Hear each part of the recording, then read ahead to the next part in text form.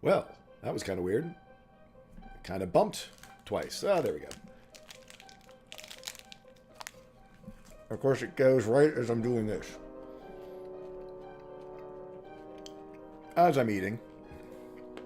Hey all, welcome. Sorry about that. It wasn't going live, and then, of course, I took a bite. Hey, Agosha, thanks for the sib. I appreciate it. We got some fun stuff that's gonna happen today. I'm looking forward to it. Our party is gathering. Wow, I've already got 6. Oh my gosh, it must be cold in Australia.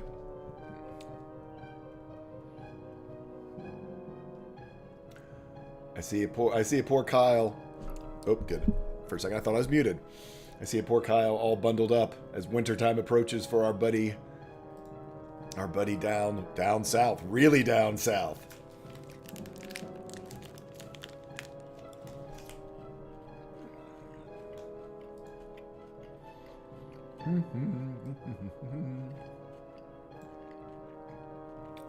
Interesting.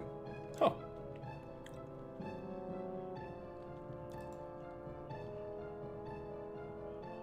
Okay. For a second it was bumping like I wasn't alive again.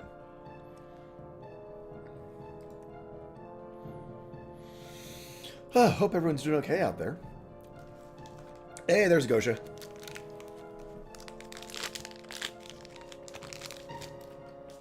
Thanks, Titus. I'm gonna say you were my first campaign. You were at sort of the beginning of this road, that's for sure. And thanks. Hopefully we will meet the 10K today. Hoping to have big news by the end of the stream. We shall see. Well, I should figure out what that magic number is. It is...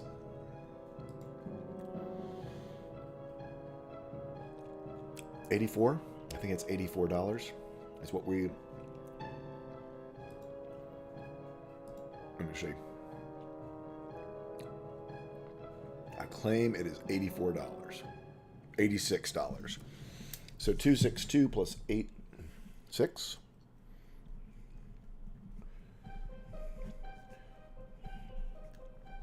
14, so 348.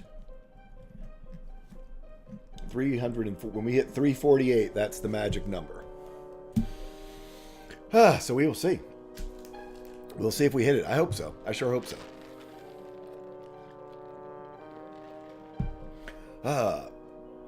But yeah, getting my notes here all set for the things and the stuff and the things that are going to happen.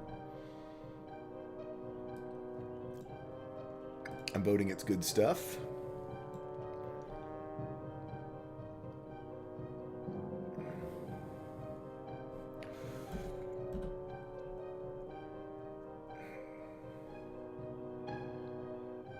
So, yeah. Oh, speaking of, let me get some things and stuff and things.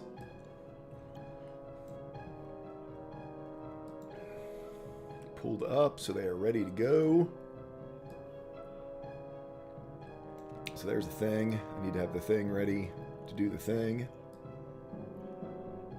Brieger! Hey, man, I haven't seen you in a little while. How you been doing? I think you were saying you were in the wonderful world of sports camps, if I remember correctly. The last time we chatted, or that you were able to stop by live.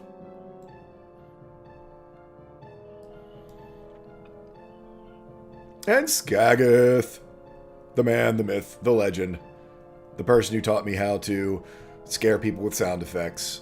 Car crash. Ugh. And gunshots. The gunshots too. I live in the States, man. When we hear gunshots, it's not actually. Let's not even talk about that.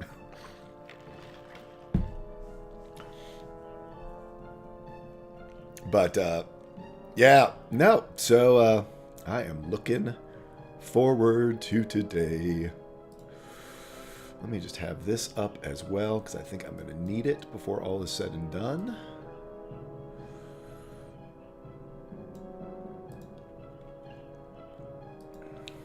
I think I'm going to need that one too. Yeah, You run a mean as in like lean, mean, crazy campaign, Skagith. That is for damn sure. Yeah, when you talk that you're running a horror campaign, you don't kid. You do not kid. Ah, good stuff, Manbringer. Doing good. We're up to whatever episode 64, I believe, is our episode today, which is crazy. Uh, we are getting close to that whole. Wow, I don't like the new layout of the dashboard. I gotta say, I just really don't. I wonder if I can make that go away. Don't know. Can't hide with the subscription. Thank you. 5 months. Look at that. Good job, man. Welcome, welcome. Not welcome, welcome. Thank you, thank you.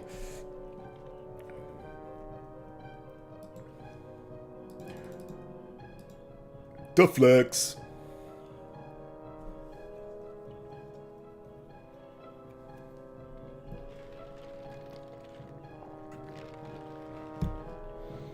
There you go. But yeah, no. So today we got fun stuff that's going on. I'm hoping the party enjoys it. At least I assume they will. They seem to have fun every once in a while. We seem to bring them a little bit of fun. I love that. Kent, that one just cracks me up. The Wix Mini with the giant arm. It cracks me up. It cracks me up. I love it. I mean, because it's like the arm really goes right into. I'm not sure if that's really supposed to be a shoulder or not, but it like fits right in.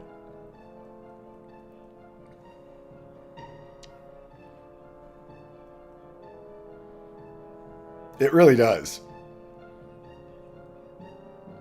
I need to eventually. I got because I need to put in my other 2 levels of subscriptions because I actually have folks who are at the higher levels.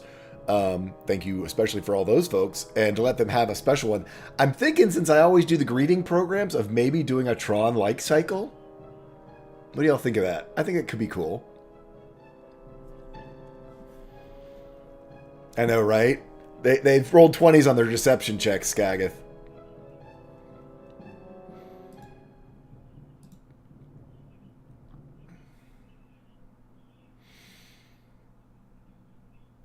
I've got such... My notes for this session are just very odd. Very oddly done. I've been writing way too many things this week for all the different projects I'm working on. I've got characters to create in different places and different things, and so it's just been a little bit crazy. Oof. Got a haircut today, finally. It was driving me nuts. I've got to try to grow in my fjord hair.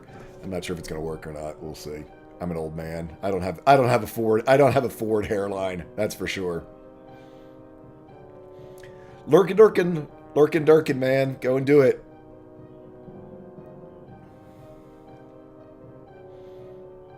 I like this little dragon too. That's cool. Oh, he's waving. I just figured that out. First, I thought it was like his back. Yeah, right? Exactly. Hey, you've got the best hairline around with that beard. That counts as a hairline.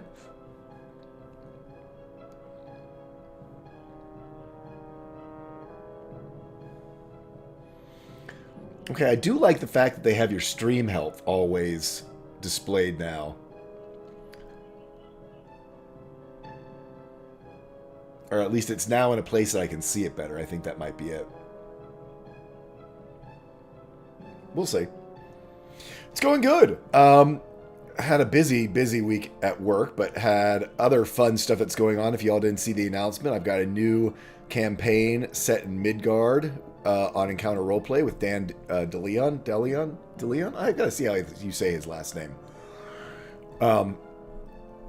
But I'm really excited. If y'all saw my new character, Glaz, he is awesome. I think he's a big old Trollkin geomancer wizard mess, and he's going to be great. I really, really need to like just get with you, Skagith, because I want to kind of do a Scandinavian accent, which I can't do well. If I listened to you, Skagith, for like a couple hours or like recorded your voice, then I could get it.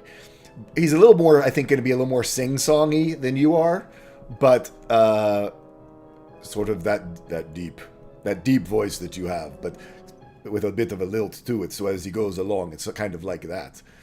But I think it will be fun. He's a mess. He is a big mess. Trollkin are not normally wizards in the wizard school. He did not fit in. He did not fit in very well, so I need to keep it down low, though. I don't want it to get up high, so it's down here. Because he is like 7 feet tall. But he's kind of skinny, but overgrown, because he's a Trollkin, and Trollkin do that. They just get big. So it's going to be fun. I can't wait.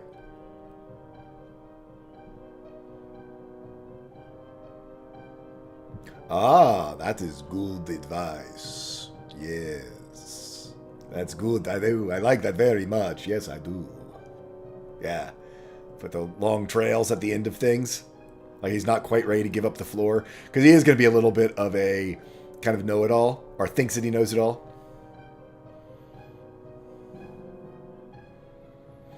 Let's see if we've gathered our party. It looks like we have, all but. I'm missing a Danny. I wonder where Danny is.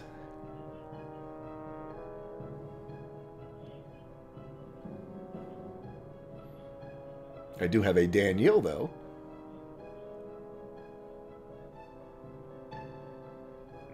All people from... Boss Bedlam, how you doing? Yeah, we've had some wonderful commissions and fan art that's been done, Boss Bedlam. Yeah, I've actually got a few more to add up. In fact, I keep forgetting to do it because they came in sort of through different routes than normal. But yeah, we've got one of a really cool sort of Mesoamerican style one. Oh, and I'm never going to come up with her. Momo? Who did it? I love her style, and she did Thousand Teeth. Which is very cool. And there's an Ishman.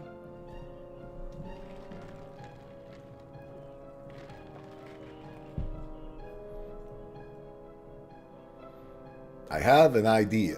This might go well, or something might not. It seems it might be... Yeah, I kind of like that. Sort of lots of pauses. But I do think I like the bit of a lilting... I don't even know how to say what that is.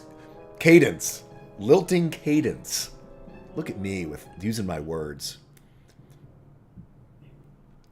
I'm going to let my folks know. Golly, I wonder where Danny is. He's usually here by now. Oh, it's this. I don't think this is the week that Danny's gone.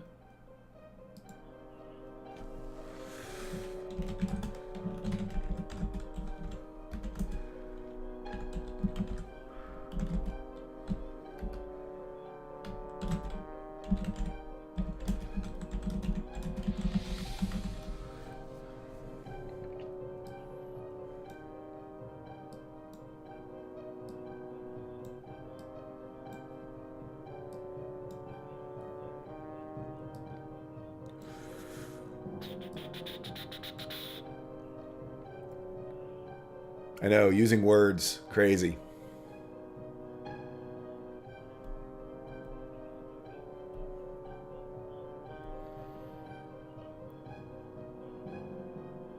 Fly Bandito giving us the host. Thank you.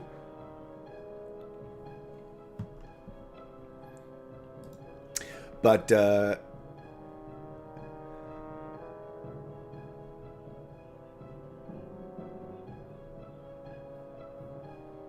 Kentai with the post. Gosh, all the hosts today. Thanks, everyone. I do appreciate it, as always.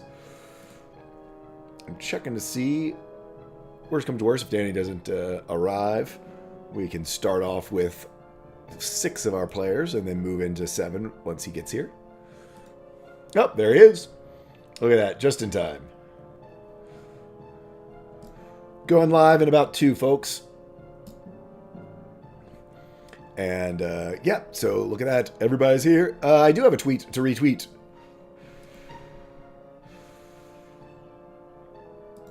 I claim this is it.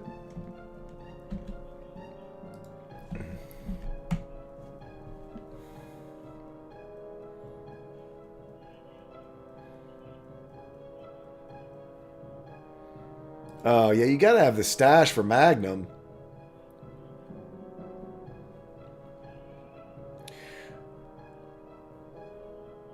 Did I click the right things? Look at that, I clicked the right things.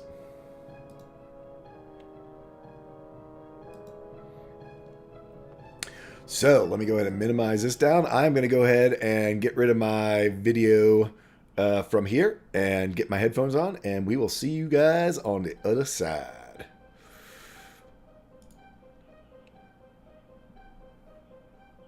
Transferring over now.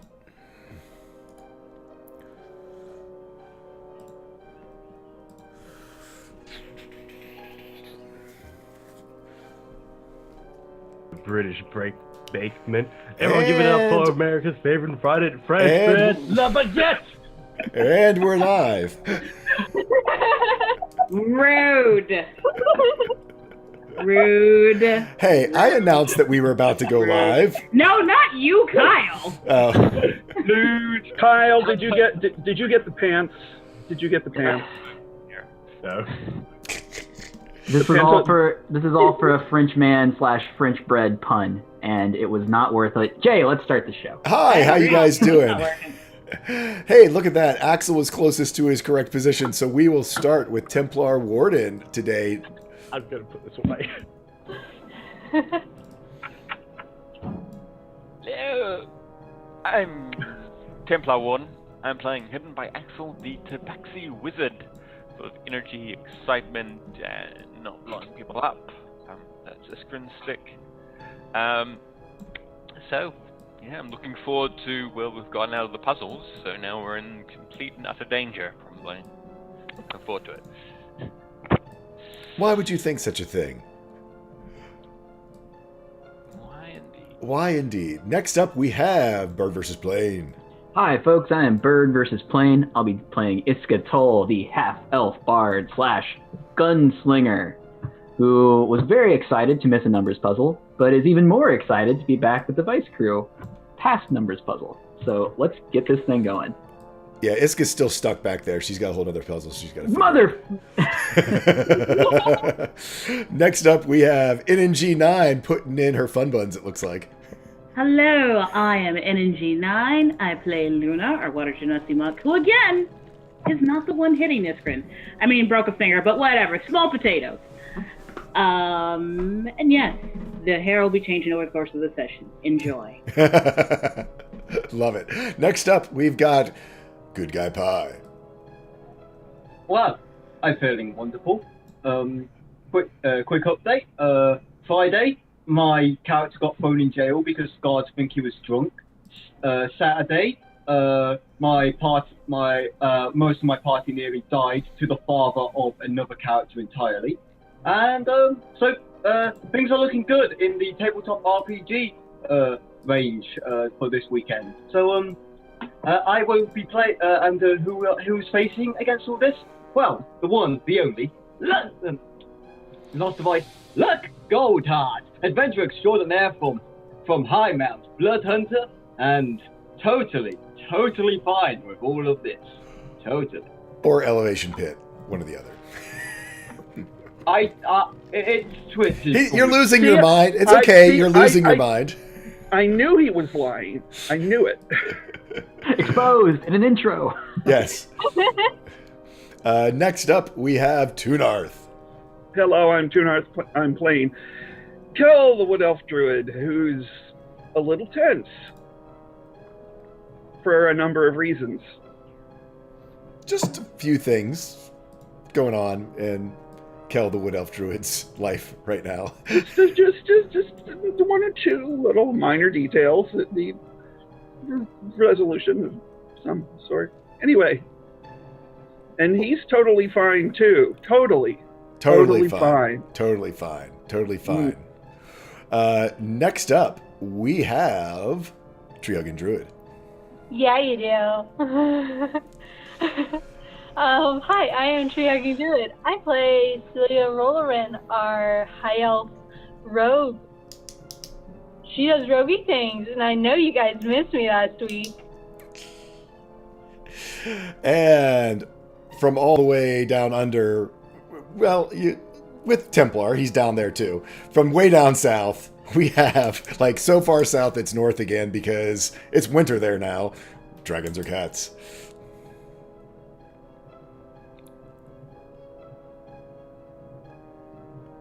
Hello, everyone. How are you tonight? Wonderful. I am good as well. I played Ishkun. What happened to him last session? Well, let's see. He got a broken finger. He's not very good at puzzles. So Luna is actually keeping her promise, but just slowly and methodically breaking his arms. One piece. One bone at a time. Yes. Yes. Which, you know, he's like that puppy you splash water on the waterer's face as he's just getting adjusted to the water. You gotta try harsher tactics. But now I kind of want an image of Luna, like, making a water spray bottle out of water, spraying Iskren with it. Bad, Eladrin! Bad! But our good friend Eladrin is happy to be, well, I'm happy to be so rudely ripped teleport as I'm going to say Zephyr Consortium because no. Yes, Zephyr Consortium. That's right. Did we figure that out? Yep. Cool. Yeah, Axel found a label, found like a nameplate of the installation. Yeah, because you have to look for the Union label. Yes. Exactly. And screw those guys. They got to become more elegant in their teleportation because Eladrin. And there you have it. Anyway, so introductions out of the way. I am Tall Squall. I am your DM and your host. Let me tell you a little bit about our channel. Right now, we're playing Device, but the big thing we do is we do our channel. We run it 100% for charity. This month, we are supporting the Orvarian Cancer Research Fund. And you can look down below in the doobly-doo and find different ways that you can donate to affect our game. Everything from nat 20s to healing die to magical potions to, since we are heading towards a big new city, maybe you can name an NPC. Within reason, we are not having, Wizard McWizardy, the Wizard of Wizards, or anything like that, and such as that. But with proper consideration, we will be. You could name a NPC and their occupation for sort of a background player within this new capital city that we're going to. We also have at a $50 level, if anyone is so inclined, you are able to give a boon from a list of boons that I have that's available for each one of the players to sort of fit in with their character and with the story as it goes along, and you could do that as well. The magic number, because we've all been excited about it, after 64 episodes and 15 different charities, we are literally $86 away from raising $10,000 for charity with your help of the wonderful community out there and the D&D community. So the magic number on the meter down here is 348. When we pass that, we will have passed a total of $10,000 in giving with all of you guys' help, our cast, all of the different people who've watched us through the last about year and a half, 15 months. And so we're pretty excited about it. We will see if we cross that line this week or the next. But with all that out of the way, unless we have any other announcements from, Toonarth! So, Danny, to put us across the line there, has donated $120 for two nat 20s to everybody? I believe, let me make sure I got it right.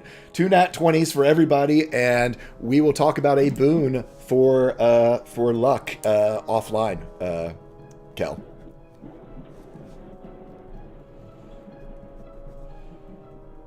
Part of me deep down feels like that boon is not going to feel like a boon by the end of it. Oh, of course not. Your boons, right? They're gonna be great.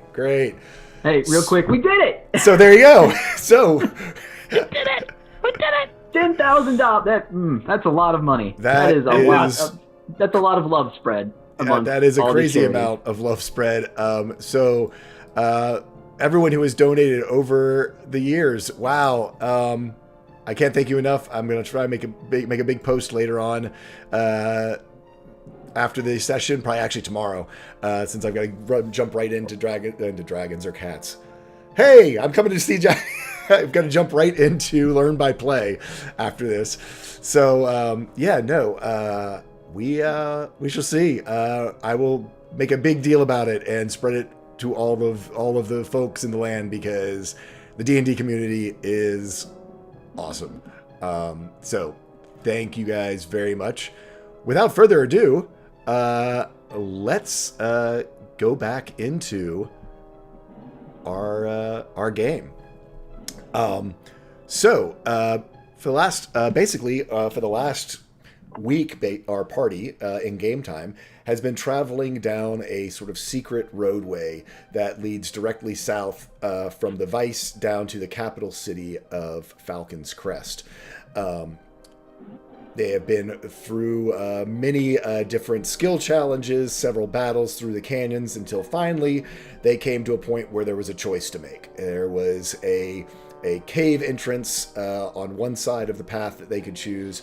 There was a suspension bridge across a gorge straight ahead, and there were some switchback paths to their right that was sort of infested with frogs. Having gleaned the information from their friends at Black Cliff Village that in frog season you should avoid the frogs, they decided not to go that way. The suspension bridge looked dubious, even though they did have some all but steel cable with them just in case to get across it. They decided to take the route of the cave, which turned out to be a maze and a puzzle, which once getting through that, fighting some undead, found themselves in the heart of an ancient arcane machine. After slowly but surely figuring out with some luck by Iska having a bad dexterity check and falling upon the answer, or the beginning of the answer, Kel, looking at the map that the party had made in mapping the maze, was able to help figure out the way to turn on the machine, which then gave a very sloppy teleport to somewhere. They found themselves in an identical room, under an identical, what they assumed to be a similar or identical maze. They did not map the second maze. And emerged out into sort of a small cleft in two rocks, not a big giant canyon like they'd been before, but sort of a smaller, just cleft or grotto in the rock, sylvan stone on both sides, and surrounded by foliage that had been infected with magic. The leaves no longer having sort of natural curve shapes, but looked almost faceted and crystallized. Magical crystals seemed to grow out of most places, and in both ley line and weave sight by our folks who are able to do that, magic just seemed to be frayed. It was sort of leaking off of every surface, almost like tiny threads rising in heat waves off of all the surfaces. And that's where we find our group, having just emerged. They copied down some information regarding, written on the archway behind them, as they know that was important to finding their way through the maze before. And that's where we find ourselves. We look at our party sort of gathered there, Celia having just helped out with some of the thieves' cant that had the code was written in. And Axel, the hair suddenly starts to stand up on the back of your neck and across your arms. A sense of dread filling you as you feel a slithering sensation around your neck. And almost unconsciously, your eyes swing around and are pulled to Celia. We're going to take a step back in time for a moment now to focus on Celia. We are back in the teleportation room, the first one, inside this arcane machine, and the party is trying to figure out how to activate the magic of this construct. Kel, looking at the map with the rest of the party, comes to a realization and presses the 21 that is carved into the floor. The lines in the walls of the room begin to light up, and the floor begins to roil with magic. But Celia, as it does, you feel a warmth from your ring, the ring of the Reavers. Like everyone, you look down at your feet and see the magic building there. But just as you feel the lurching sensation of falling, you see below your feet, unlike the others, a black rip open within the magic. It's filled with starlight. And instead of falling through this rolling magic, you fall through this rift. You find yourself falling, corporeal, through swirling clouds that flash around you with magical energy. When you see the sky above you, but it is not the sky you are accustomed to. It is filled in places with stars, but in other places it is shattered, and there is just a black void around you. In that void, punctuated in a few different little places, you find other spheres. Some intact, some broken, others completely shattered. You fall through this cloudy space, seeing magic flash around you, and you start to see the ground coming up below you. Not quickly as you would expect it. It is almost as though you are floating downwards. You touch down almost gently onto ground covered in gray dust.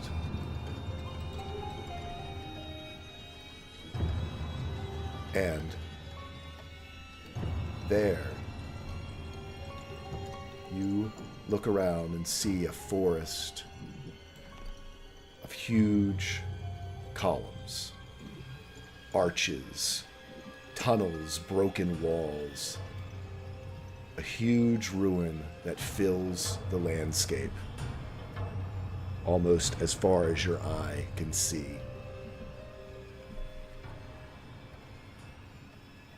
A strange sort of silvery but shadowy light fills this place. Almost like the moon if it was shining down from behind clouds, but you can't find a moon here that is producing this light. As you look at the shadows, you see they cross over each other, as though they're being formed from sources in different directions from around you, but unseen to the naked eye. Celia, I need you to make a perception check.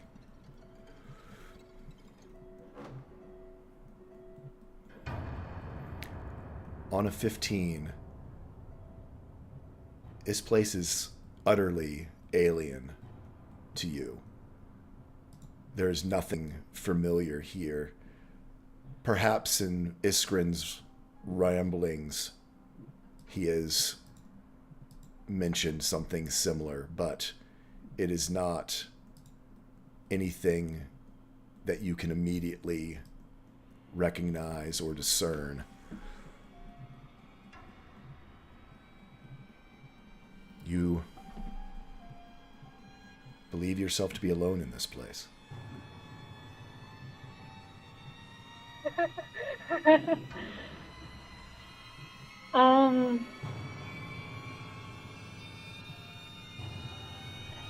Okay. You know, something tells me I'm not alone in this place. Can I... oh god.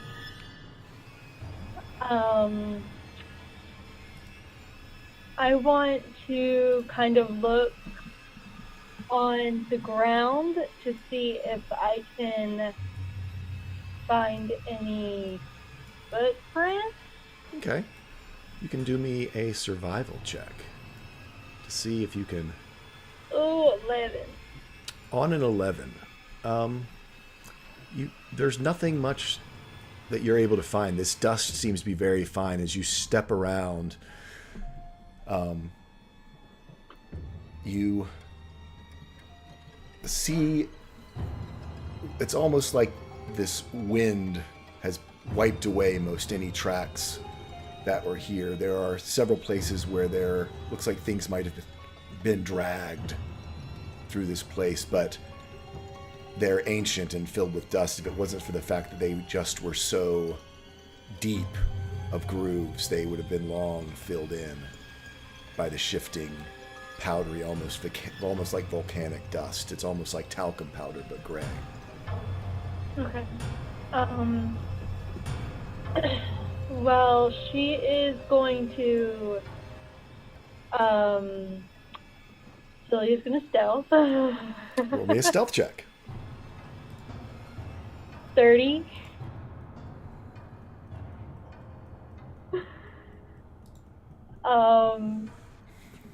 And she's just gonna like stealth forward, keep an ear out as she does, to see if she actually hears anything. You begin to walk around this place, around the columns, near the walls, and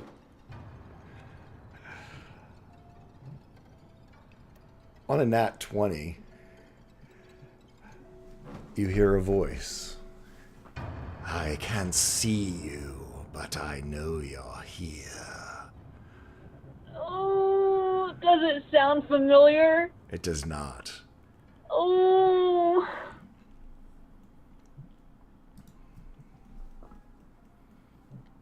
So, another has been sent to be tested to be my new master and walk the rifts.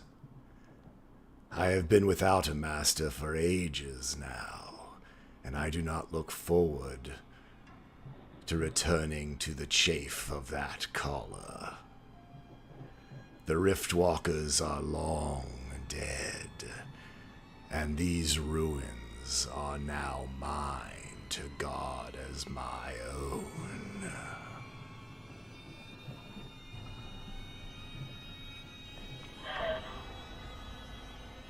Okay.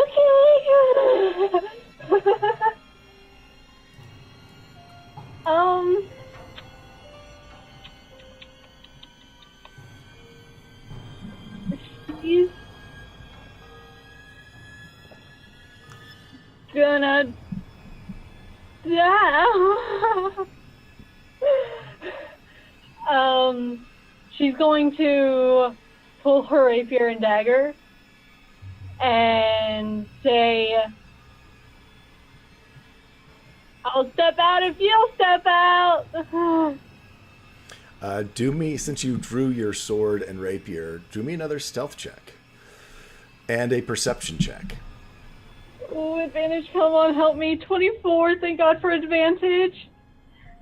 And perception. Thank God for advantage, man.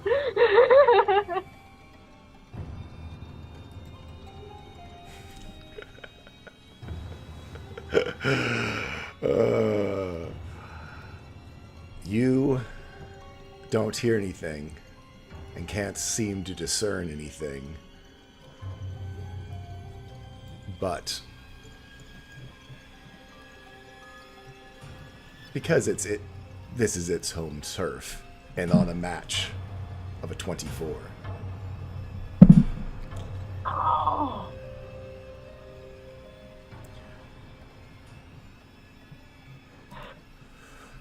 I need you to make a dexterity saving throw. Oh God, I'm gonna use a natural 20. Okay. From on top of one of the walls, you see a cone of what looks like darkness but filled with stars come blasting towards you, and you dive out of the way as a cone of cosmic breath roars over your head. You take only 5 damage as you dive out of the way, but you see that where this cone has hit, the area now sparkles with light, as though, and if this same effect were to hit you, you certainly would have a hard time being anything but seen by this creature. Speaking of, as it breathes, it does reveal its location. You see almost a familiar silhouette. It's a large, feline looking shape, but it shifts its image, not completely seem to be in one place, but from what you can tell, it seems to have 6 legs and 2 long tentacles off of its back that are covered with spikes. Huge, glowing fangs and silver eyes as it stares down at you. It's very similar to the displacer piece that you fought long ago, but this one is much larger and looks far more deadly. Celia goes, "Hi, I'm Celia. How are you?" I need you to roll initiative. You should be able to find your token down at the bottom. Yep. Oh God. Oh, 20. Oh God. It has a +5 to its initiative, but that makes it only have a 19.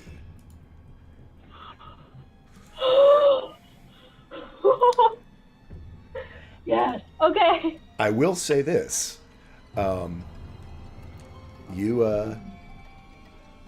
It seems very alert to your presence here. And even as you sneak around, it seems as though it is very familiar with this place and is very, I'll say capital A, alert. Okay, that's great. So you get sneak attack once, guys. Okay. Okay. The creature up on the wall is probably about 45 feet away from you, horizontally, and up about 15 feet from where it breathed. So how much feet of movement do I need? To try to get up on the wall that it's on, I would think I'm going to say you'd need your dash action and an acrobatics check to get up there. Okay. I will try. So I'll use my bonus action to dash. And then acrobatics, I believe in you. I don't know if I believe in you. 16 just makes it. Oh my goodness. You get up there with a... Describe to me how you leap upon this area. As I said, there's many broken stones and columns in this giant forest of ruins, of arches and tunnels and other various detritus. Okay, so Celia takes a deep breath and says, okay, you guys, y'all gotta be with me here. And she bolts up and she just starts jumping from stone to stone until she gets right up on him. Okay, yeah, you parkour your way across the ruins, doing a bit of a dive to get there and land. You are on top of a wall that is only about 3 feet wide. This huge panther-like beast in front of you, and you sort of in fencing position looking towards it. And I still have my action to attack, correct? You still have your action to attack. I'm going to use a natural 20. Okay. So I will just roll my assassinate and go there, and then ouch, and sneak attack. You do not have sneak attack, as it seems to be incredibly alert and do not have advantage from advantage on this attack, even though you are going at this in this order. So that is for a total of 9, 14, 21 points of damage against this beast. Anything else that you would like to do? That's great. No. That's my movement, bonus action, and action. Okay. It is now the beast's turn. And as you have leaped up in front of it, you see these 4 tentacles sort of rear up behind it. And in a graceful, almost like S-type motion, almost in the same type of movement that you've seen Iska's whip make, it snaps all 4 of them at you, and the spikes that are upon it come flying off, and I need you to make a dexterity saving throw. Ooh, ouch. On the failed save, you are going to take 21 points of void damage, and this damage, as it goes into you, you see these spikes basically pass through your skin inside of you. You do not see any physical damage, but you almost feel your bones all but like dissolving, and parts of your organs being bludgeoned by these things that seem to be doing damage from you from the inside out. Ow. It is going to take the disengage action. It's going to use disengage as a bonus action and leap away 30 feet down off of the wall, and Fun, let's guys. see. And you see it all but merge with the shadows around. Fun. To see where it is, you're going to have to do a perception check. Yeah.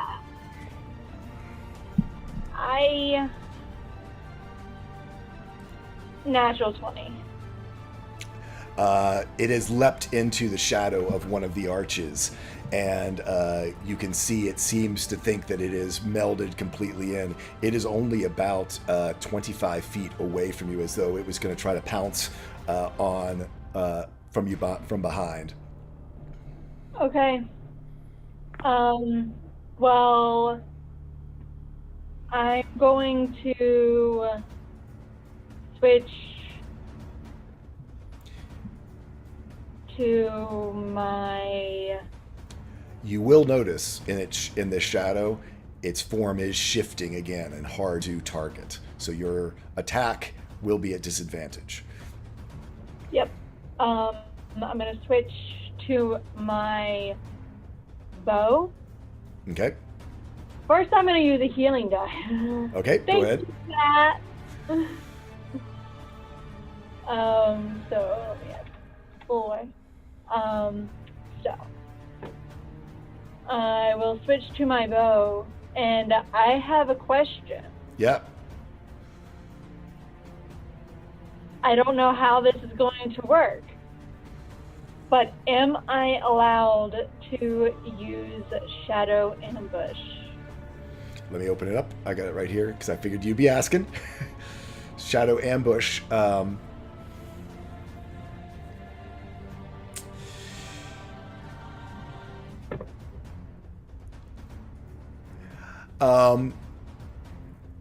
Yes, but it'll be a flat roll because you're at disadvantage.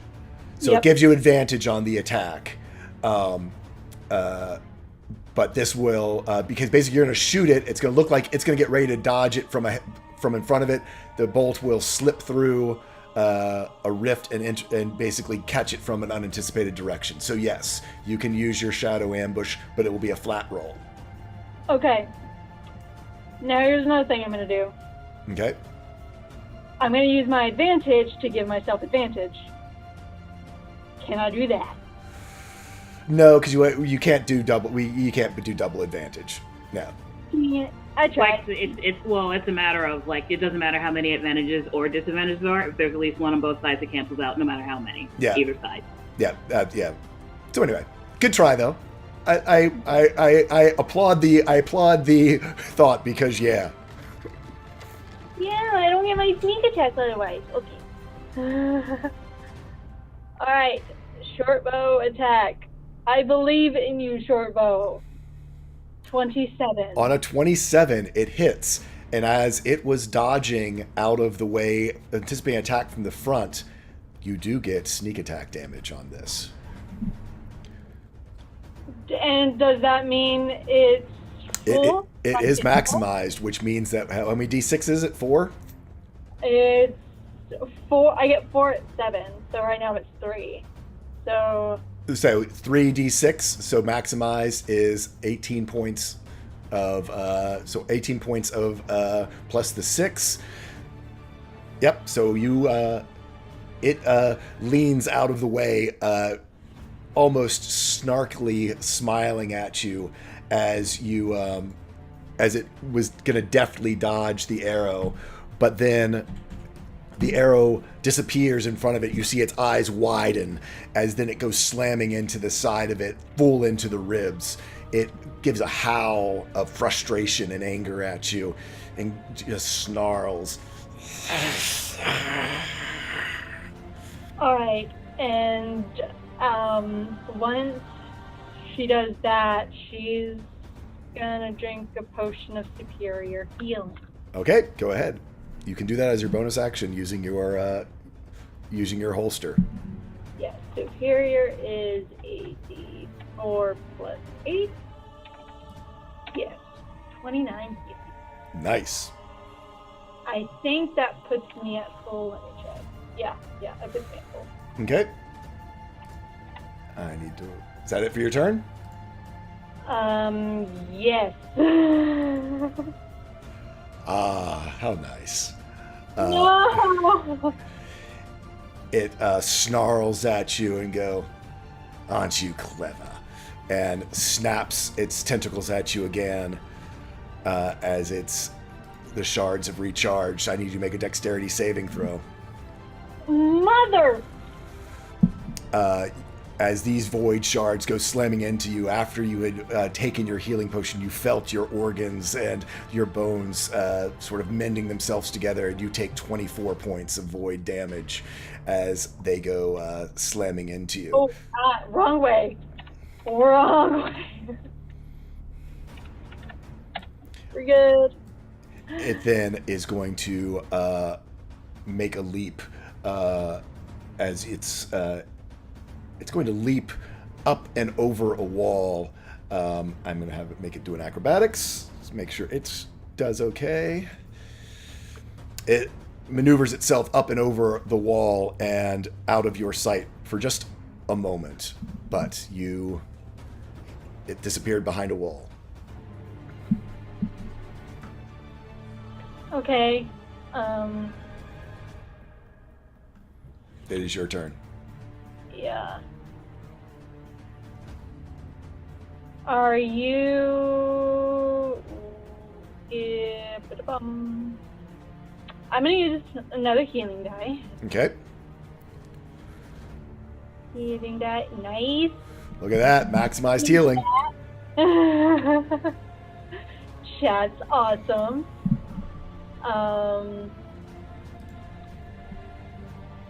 Okay.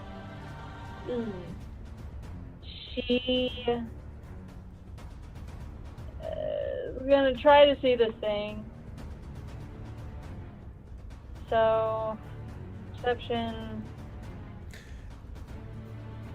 You are unable to see it. You can do so. You can try to do an investigation, as it's not. No matter what, it would have been behind cover.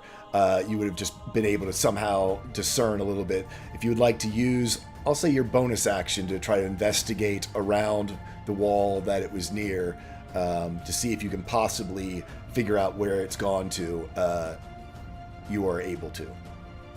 Okay, she will do that. You peek around the wall, and there is just darkness and shadow. Okay. Then she is going to notch an arrow and hold her action until she can see it. Okay. On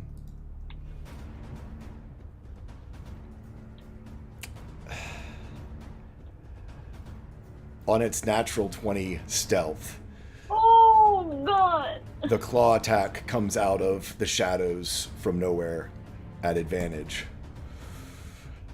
For a nat 20. Ouch! For, let's see, for 14 bludgeoning damage, plus another 12 piercing damage, as the claw goes ripping into you from out of the shadows. She's still up! Oh god. As you just got hit by this, do me a dexterity saving throw to see if you can get an attack off with your bow. You are at close range though, so it will be at disadvantage. I will let you do it, but it's at disadvantage. Okay. Oh god. 19. A 19. A 19 hits. It does, because it's not. You don't have double disadvantage on this or anything, even though as it shifts around.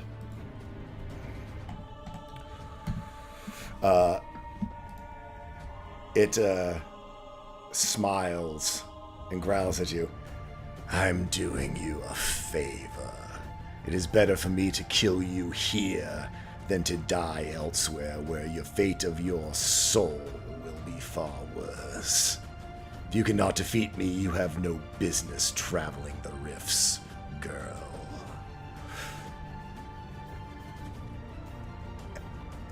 And it will take the disengage action and back away, but it does not even go into stealth at this point. It just, you see its form, it just backs away, and you see its form begin to start to shimmer and shift as it did before. Okay.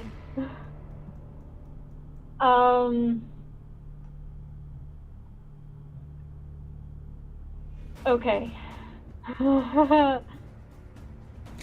You get 3 healing die from Kent Hyde, who is worried for you. Thank you.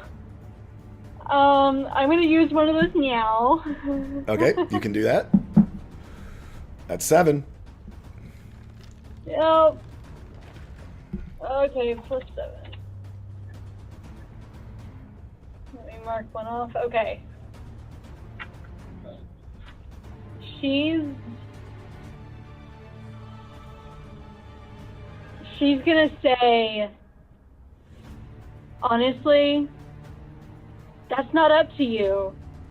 And she's gonna firebolt him. Okay. So it's a dexterity save from him, right? No, it's just a hit to it. Okay, it's a hit. Okay. Yep. It will be disadvantaged because it's shifting, Displacer Beast, displacement effect. I'm going to use my advantage. Okay. And I'm also going to use a nat 20. I will let you do that combination. Okay. Alright, so I'm going to change 2 and firebolt and holy crap, dude. Nice. Look at that. For 21 points of fire damage. Not 231, 21. I mean, if you want to put 231, that's perfectly fine with me. Yeah. Don't kill it up, 231. Be worried. Yeah. So, this you describe to me how you shoot this firebolt at this shadowy beast that is smiling like a cat about to kill its prey.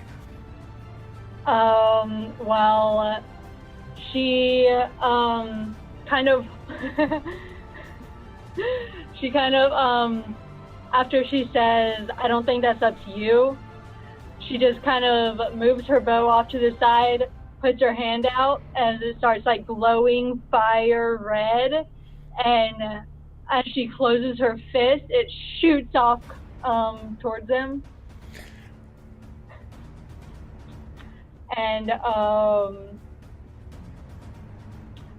gonna shoot him in his smug little smile. Okay. That's how I shoot him. Yeah, so this firebolt comes flying off of your hand and just whacks it right on whacks them right on the nose, and you see it reel and go back, flame sort of charring back this skin, this black skin, its shimmering form now solid in your sight. You have your bonus action and your movement still. Yep, I'm going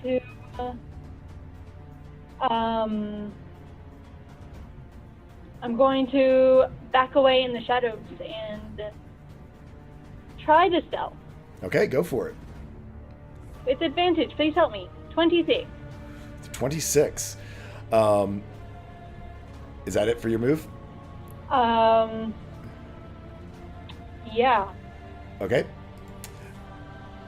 And I'm going to roll this check for a recharge. Nope. And let me do this. This blinding light of the fire hits it right between the eyes, and as it sort of shakes its head and clears its eyes, it starts looking around and prowling. Where are you, girl? And you see it prowl off almost at a right angle to where you are, but into another set of shadows, and you see its form sort of meld into the shadows as well.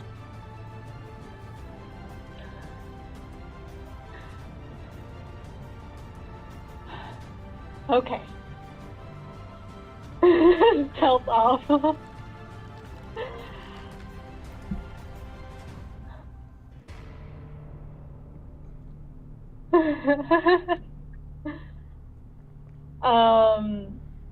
Well, she's not gonna answer it. Okay. Whenever she shot it, how did it look? Hard to tell. Certainly as it prowled off, it wasn't limping or anything like that. There were no visible wounds, but as you look down at yourself, you don't see any visible wounds on yourself either. Your mind has registered these, but they do not seem to have appeared in any way on your body. However, you can feel like the built-up energy of them inside of you. Almost like falling, like kinetic energy building up inside of you. Okay.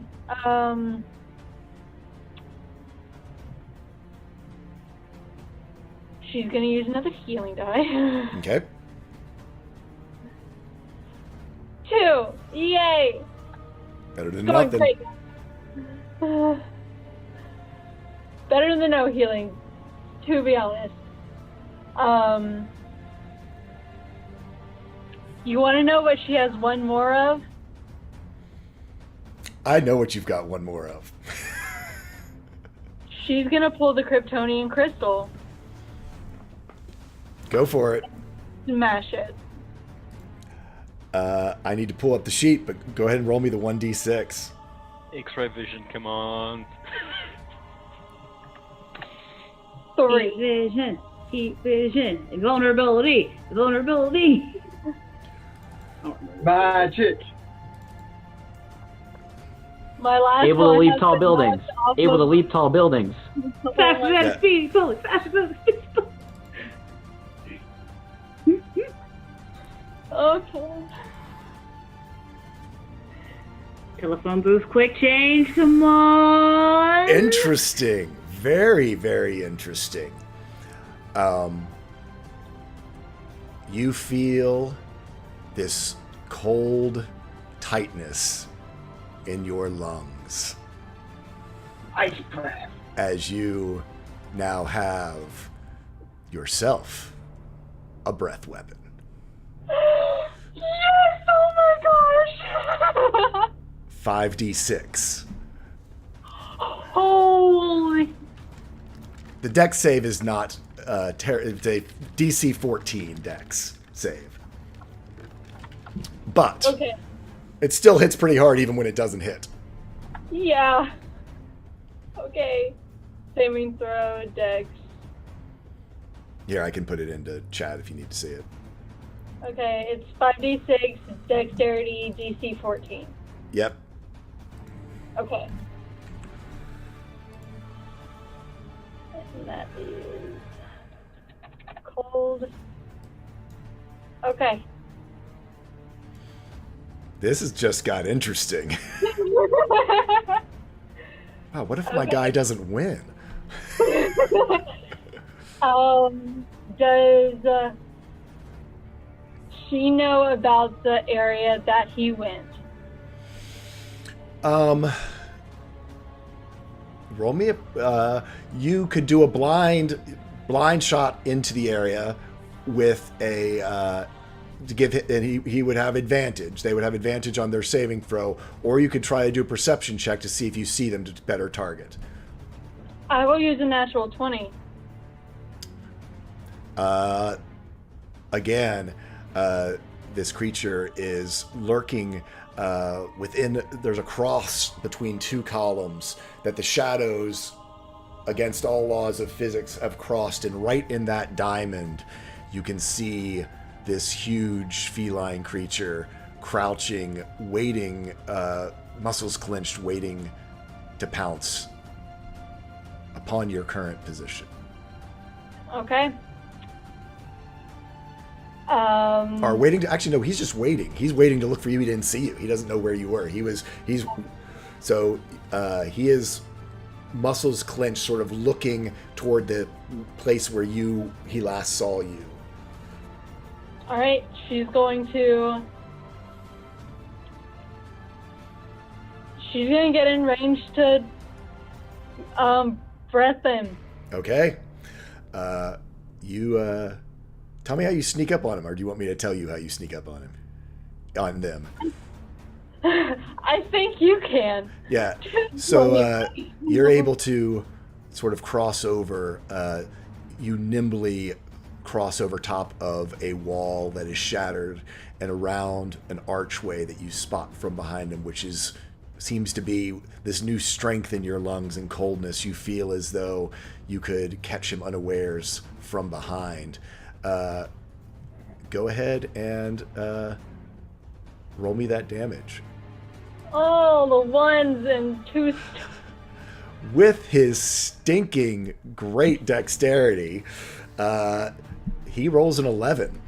And this cone of frozen air goes basically against its fur, ruffling its fur up and causing it all to freeze in ice crystals. It's going to be interesting to see how that affects him, as now all his fur seems to be frozen sort of into spikes by this breath that you have put upon him. So that is I think that's going to be all your actions. Yeah. Oh God. It whips around upon you. Let's see. On another 6 recharge. It swings around and whips its tentacles. However, they don't seem to go quite as fast. I'm going to let you have advantage on this because of the ice that you just threw on him as the void shards. My turn. As 25 points of void damage go sinking into your body. Again, not making any physical wounds. Ow.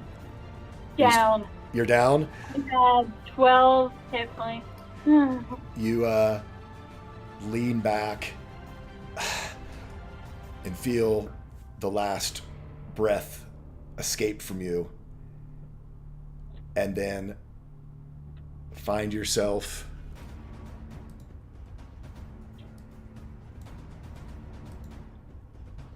back in what looks like an identical room that you were in before. The rest of the party is around you. Axel looks somewhat jubilant, having just apparently experienced something different than you had experienced. You help the party as they make their way up to the top of the stairs, out past the altar. You walk outside to this area around the Sylvan Stones. Translate the markings that are outside, that are in Thieves' Cant. You see Axel look at you strangely as you fall to the ground, and I need you to make 2 death saving throws.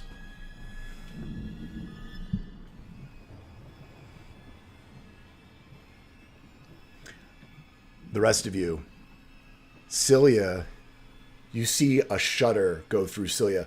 It's like she's been hit by something, boom, and all over her body appear these giant gashes of, like as though claws have ripped across her, as though there's holes that are just like open to her internal organs. She was fine a second ago, and now she is laying on the ground.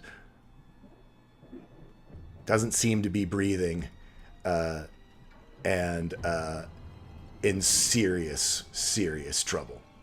So cure wounds. Rush over and immediately try and cure wounds. Yeah. See if that works. Okay.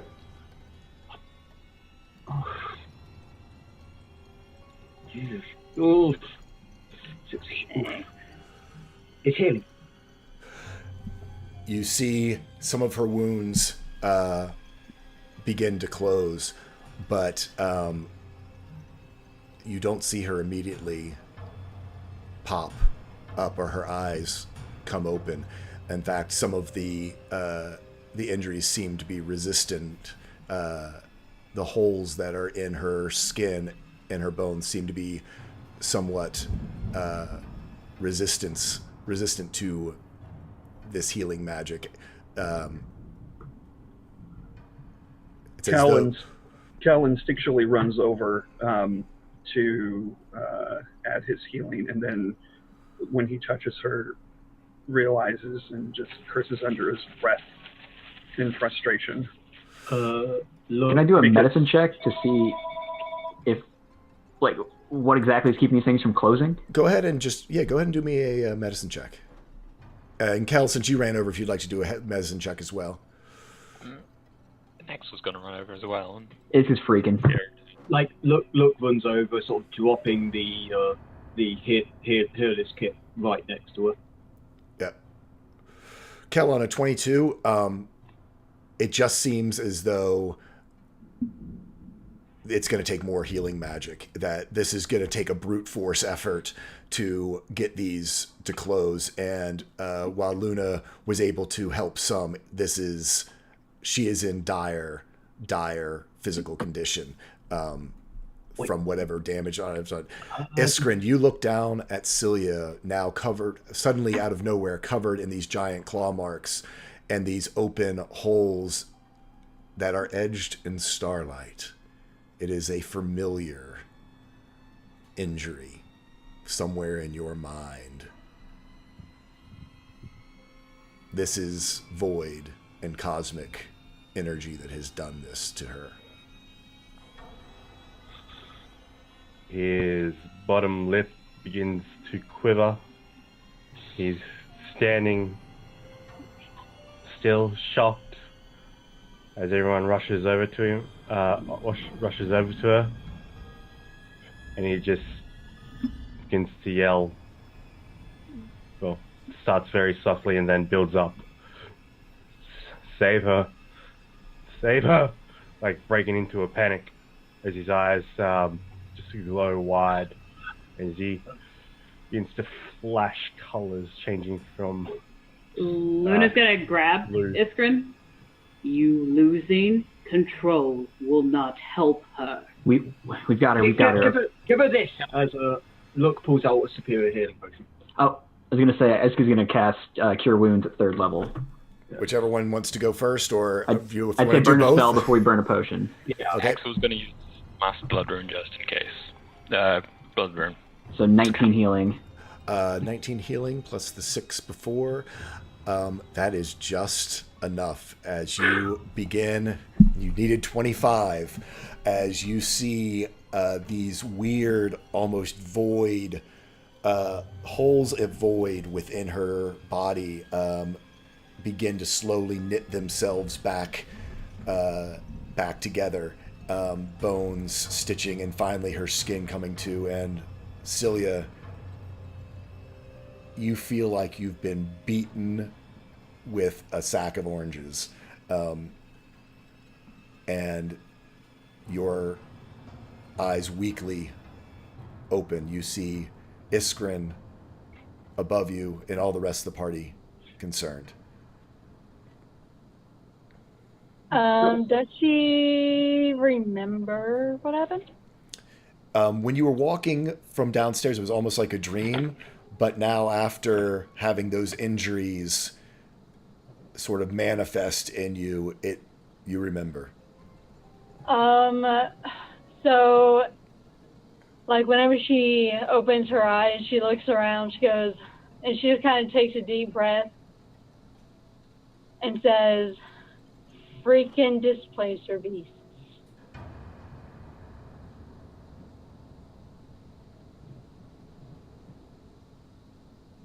You're muted, Kyle.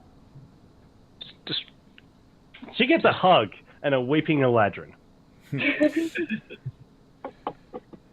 Axel good. can stand up and look around. Yeah, it's good. Like with her hands, like just leaving Celia's like body, just like looks to Luna, maybe Kel, and just like mouths the words like "displacer." What? Like just baffled by this. I'm just gonna, Celia, what are you talking about? Celia sits up and she says,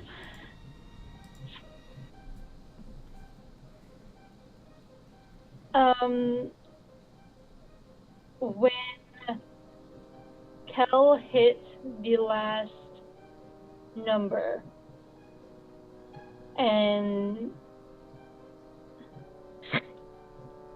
I started falling and I fell into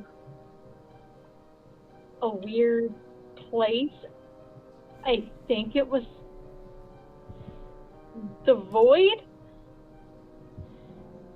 and I fought and lost against a voided displacer beast.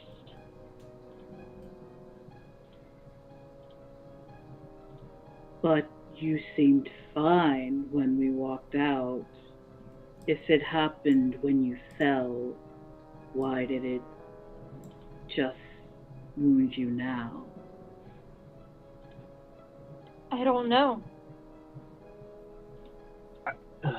Axel, Cal, Iskrin?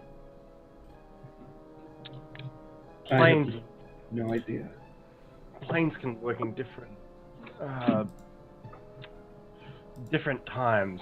Some are fast, some are slow, some don't have it at all. There might have been a delay effect when she came back. But Void, I'm not. Oh, Celia. What is that? What is Void, Iskrin? You're talking to a man who has lived in the mountains for most of his life. I don't know what this Void is. Okay, so there is a darkness in the entirety of the multiverse that is ever-present, ever-consuming. Basically like the night sky. And it is terrifying. It is the end of the ends. It is what the Shadow Empress works on. It is what Neverwings enjoy. I think. Lyle, back me up. Is that correct? It's close enough. But yes, the void is all-encompassing. It is luck. It is. Think of the darkness of the deepest mine that you've ever been in. No light, cold, air ancient. It is that, but larger than anything you can possibly imagine. That is the void. It is the all-encompassing nothing between the spaces of this world. Is it still within her? Is she clear now, or is it still waiting inside? I'm gonna make some eyes at Celia. They're like concerned eyes, but they're also like scanning eyes, like checking her up and down. She looks no different than she looked before the teleportation.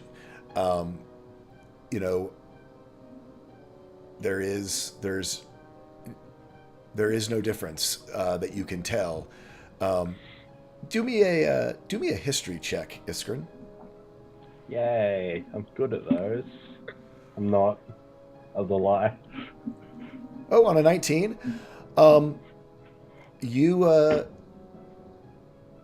would know that often injuries in the void and void energy is all but like psychic damage while you're in the void, but once you return to the material planes, it's all but like a ticking time bomb until it manifests within you. Ah. It was just a matter of time until she came back, and this all hit her at once. That beast is gonna pay. But we have other concerns. Why? I'm curious how she got there in the first place. We went. Is the teleporter tied to the? Would a teleporter be tied to the void? Would it travel through the void, or for another plane to get here?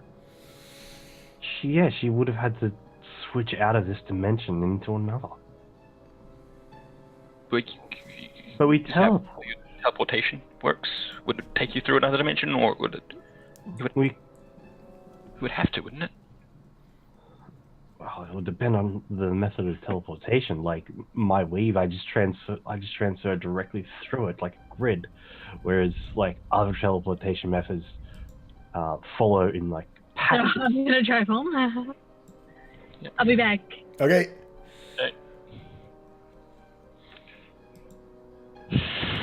Okay. Ooh, actually, that's convenient. That's fine. I don't have to switch cameras around. Well,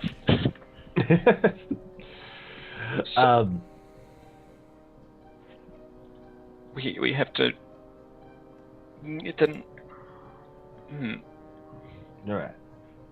Because would your transportation work with something larger, or brute force? Because you said it was really inelegant. That if it has to drop into another plane, maybe we just passed through it, but she got pulled there. If it takes you like around through another plane instead of in a direct line from point to point, potentially. Potentially, that could be the worst case situation. I mean, or it could be worse. This is just, I just don't want this happening again. And we kind of, if we know why it happened, then we can avoid it. Agreed. Let's keep away from rough teleportation like that again, please. But, yeah, it would probably help, but... Yeah. Yeah. But no, I'm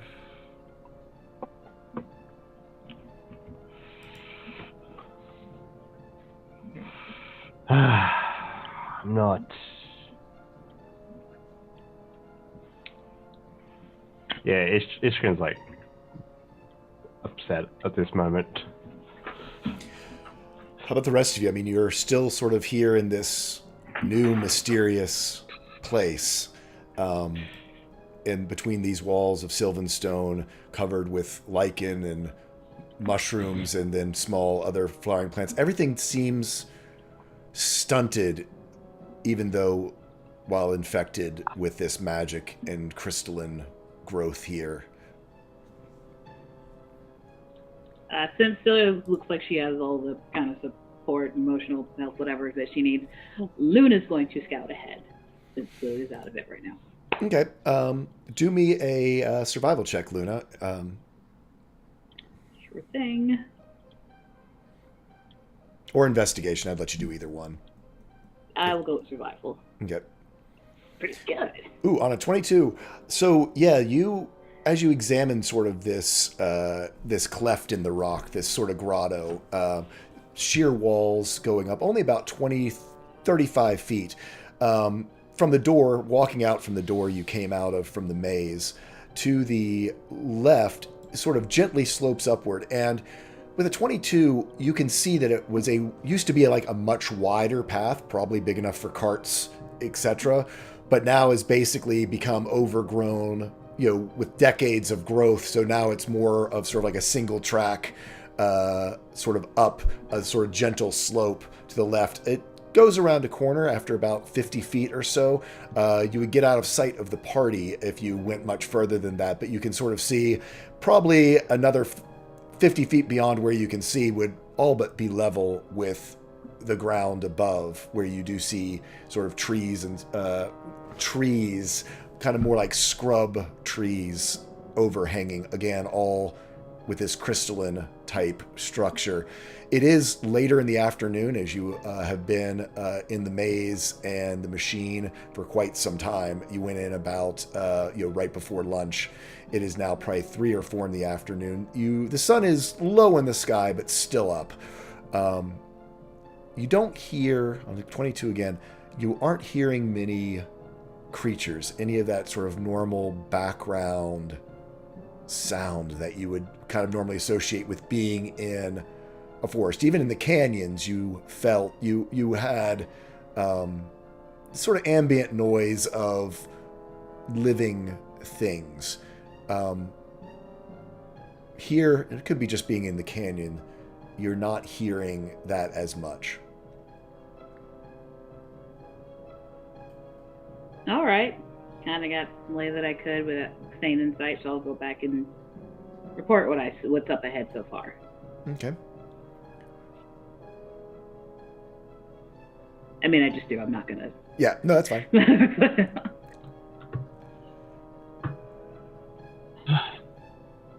What do you guys want to do? So what do we do? Do we? Celia's a push bit ahead out of and- it. Yeah, Celia's a bit out of it. You all have, you recall, 1 point of exhaustion from the teleportation. I guess the question would be is to try to, what do you want to do as night is approaching? It's not here yet. You've probably got 3 hours till darkness. Once Luna gets back, I would like to ask her, can you please put Celia in the ring? Put her in the ring, make sure she's safe. Let her recuperate. Assuming that Zoe is conscious enough to do that, Luna would do that. Oh yeah, no, she's conscious enough to do that, and we'll say that she absolutely goes in to get out of harm's way and to rest in a completely safe space. So, I say we move on. Agreed. As much as I don't like to say it, we're exhausted. Celia's in trouble, but we're still working to a deadline. The sooner we get out of this place, the better. And now that we're on open ground, we can travel, well, as far as he pulls out one of his gemstones, I can get us striding forwards, at least for a whole day. Well, we've got half a day left, but... We'll take it. It's better than nothing. Exactly. Hey. Okay. You two have been hanging out way too much. So, like I would think that's a good thing for Iskra. You know, Lux, the sensible one, Iskra. Exactly. Iskra just goes, exactly. Well, so mounts are tired, I guess. Yep, mounts are here with you. They seem a bit weary, but seem to. Were they worn out from solving puzzles? They're worn out. They got an exhaustion point on them as well. Yeah, I know. You will see, actually, though. Give me an insight check, Iska. Oh, there's an It's pretty easy. It's pretty easy to see. This is, Charlotte's is very similar in her crystalline nature to your surroundings. This, she's gone over and starts feeding on just some of the raw magic in this place. As big as she is, she almost disappears because her form blends in to this background. That's not good news. We're gonna have to keep an eye out for any predators. I mean, Charlotte's a nectar eater, but there might be other things out there. Sure. Now at least we know that they can blend in pretty well. We'll keep an eye up. I'll ask Charlotte to. I'm assuming, Charlotte being from here or something like that probably has some sort of familiarity with this. She would have instincts about knowing when to hide, like most animals do. I'll just have a little conversation with her. I say, all right, girl, just try to keep us safe, yeah, for everyone. And I'll kind of peek under and look at the little baby spider. Okay. Little baby spider's sort of down there in its pouch. Every once in a while it has lingered out, but pretty much stayed there. Just for flavor, I take Mano, my little wooden hand that I can activate, and I activate him and send him underneath to try to socialize the baby spider, kind of draw him out a little bit. There you go. Break him out of his shell.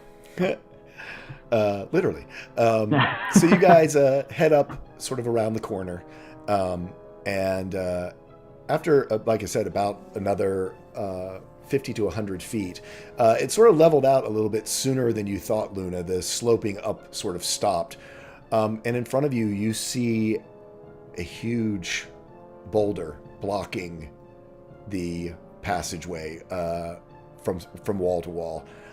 It is massive, covered in the same sort of crystalline structures, and is completely blocking your path. The walls on the side are only about 15 feet high at this point, but the way ahead seems to be blocked. Could I run up the boulder with You can certainly try. Oh crap! What is it Step of the wind? Yeah, there we go, that one. Okay, yeah. You can do a step in the wind to see if you can parkour your way up and over. I will attempt to do that. So, like acrobatics or something. Yeah, do me an acrobatics. Okay. Yeah. And actually, this is perfect.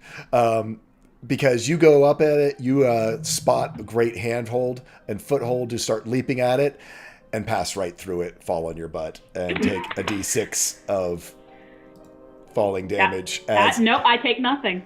Oh, that's right, because you don't fall. I can't even have you sprain your ankle or something. No. Low like water. Don't be a hater. That's true. So, yeah, so you would... Anyone else would have... I will say that you end up on your butt in front of everyone, including Iskrin. Your pride takes 3 points of damage. Not really. You don't have to mark it off. But yeah, you were going to be so cool. You were just going to go doot, doot, right up there. And yeah, it seems to be an illusion. After she falls, I point that out. We can't keep falling through walls. We cannot keep falling through walls. This was a boulder. So just stand back up. There's a very big difference. It would make quite a bit of sense if you put a boulder there, and then, yeah, don't have to worry about people wandering into this place. Okay, it looks like a very passage. That's sneaky, but. Well, move the next, continue to walk through it, see what's on the other side. Yep, you walk through it, and you do find a continuation of sort of this grotto. In about 20 feet, it finds its way up to ground level, yeah, it seems to be. Do me a perception check to see what you see on the other side or here. Sure thing. On a 16, you don't see any threats. It is, again, this very sort of stunted forest, best way to describe it. Anyone who's been to, I know here in Florida, hammocks where you have wind-driven trees that have been sort of stunted by the environment. None of the trees here are probably more than 15 feet high. Many of them are twisted, look like they've fallen over and then tried to grow again towards the sun. A lot of them have these burls on them of crystal that are sort of bent and twisted. Their shapes, they almost look cancerous in their in the way that they've twisted the shapes here as magic. Life has found a way, but it is not healthy so much as it is just surviving. You also see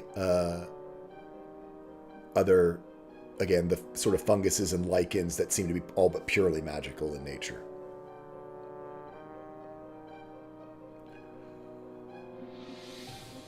Oh, that reminds me.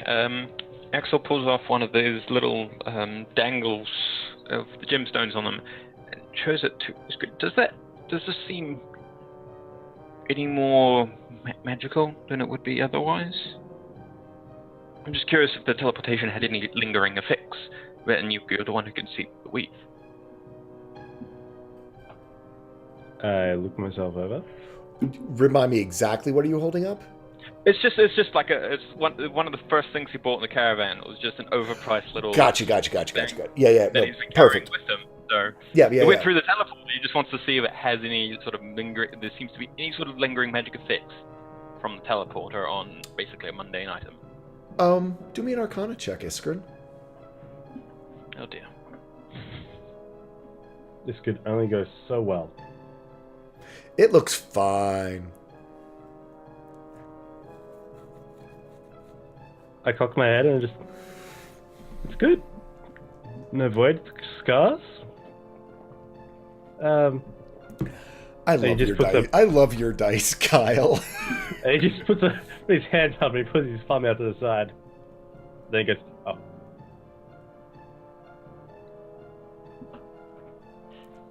Okay. Axel looks a little disappointed. So the rest of you guys pass through the stone? Yes. We passed the stone. Okay. You all pass through and make it up to sort of the top level, or sort of what would be considered sort of the ground level here. Everyone can do me a perception check or survival check if you are trained. You said perception or survival? Perception or survival, yeah. God, you are on a roll, Kyle. Look, I spend that time being next, like, get up close to Luna and just being like trying to thank her while she's just like survival mode. Yeah, it's just that I'm like, Luna, I really appreciate. Go away. And we're all just watching this happen, apparently. Yeah, God, everyone is. Luna, yeah, you're able to sort of see how this, what would have been a much wider road, but as before has become overgrown to sort of a single track path. It doesn't look like this specific path has been used recently. There are what would account for dead leaves and sort of this crystal dust that is across the ground, but there is still a pathway almost directly to the west out of this canyon that you could follow down. Again, almost wide enough to have been a cart or horses. Has some of these sort of hardier, thicker trunked scrub oaks, scrub trees, whereas in closer, there's now sort of brambles and other ground cover that's grown in fairly thick, but there is a single track that you could see kind of winds its way, especially on that Nat 20, to the west. I take my role as backup Celia very seriously. Tell you what, yeah, so I assume you guys head that direction? Yeah. Yeah. As you guys are heading that way, because of your natural 20 on that, I will say, as you travel, you do notice to the north, the forest seems to be far thicker and, more overgrown, whereas to the south, there seems to be, as the sun is getting lower in the sky, you can tell that the light is penetrating, as though there's some thickness of forest there, but perhaps it opens up. As you move down this pathway, you see where the ground every so often has become cracked and scored in different ways. Jagged chunks of sylvan stone sort of pushing up through, making boulders and other obstacles that you have to sort of wind your mounts around. It's a fairly unhospitable ground. Would be certainly, if you hadn't found this trail, unfriendly terrain that you were going across and trying to traverse. Difficult to do. And the best way to describe it is almost if you were to bury your hand or your hands on the sand on the beach and then lifted it a little bit, and that all the sand on top of your hand just sort of is cracked. It kind of looks like that, as though the whole ground here has been uplifted by the force of magic that contains it, that it almost vibrates with that magic, which is making it sort of crack and move and be unsettled. You guys travel on, I'd say this way for about an hour or so, unless you guys want to venture off the trail. If I get everyone to make me another perception, or survival, or since you're on the trail, investigation to travel. I'll go with, I think, if you're trained in none of them, choosing them. Otherwise, choose one you're trained in.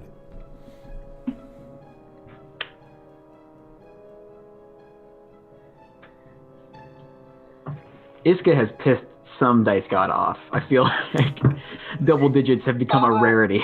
I'm with you right now. We didn't do the goats, did we? Iska is taking his role seriously as trifecta backup Celia. Yeah, absolutely.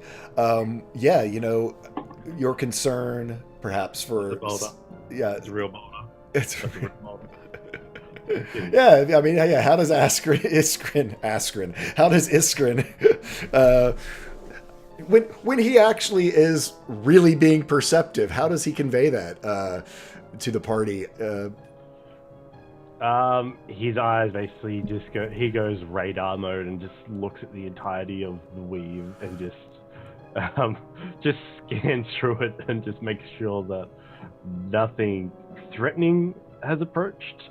And no more strange and just basically, well, no more strange magical occurrence that breaks through and like really stands out as a threat gets towards us and like ducks and weaves us out of the way from potential vice surges that are out there traveling along the weave as well.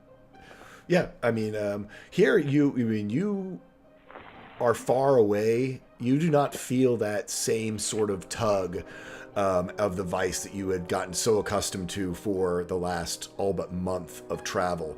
It is certainly still there, but it reminds you more of your times like at distances almost like Sojourn's Crossing, or it is the weave is present. I'm sorry, the weave. The vice is present in this world, but it is not the torrent of magic that you have been dealing with for literally at this point months as you traveled towards it, through it, and then now have finally gotten far enough away from it that the weave has pretty much settled into, we'll call it as good as it gets that you've experienced on this sphere.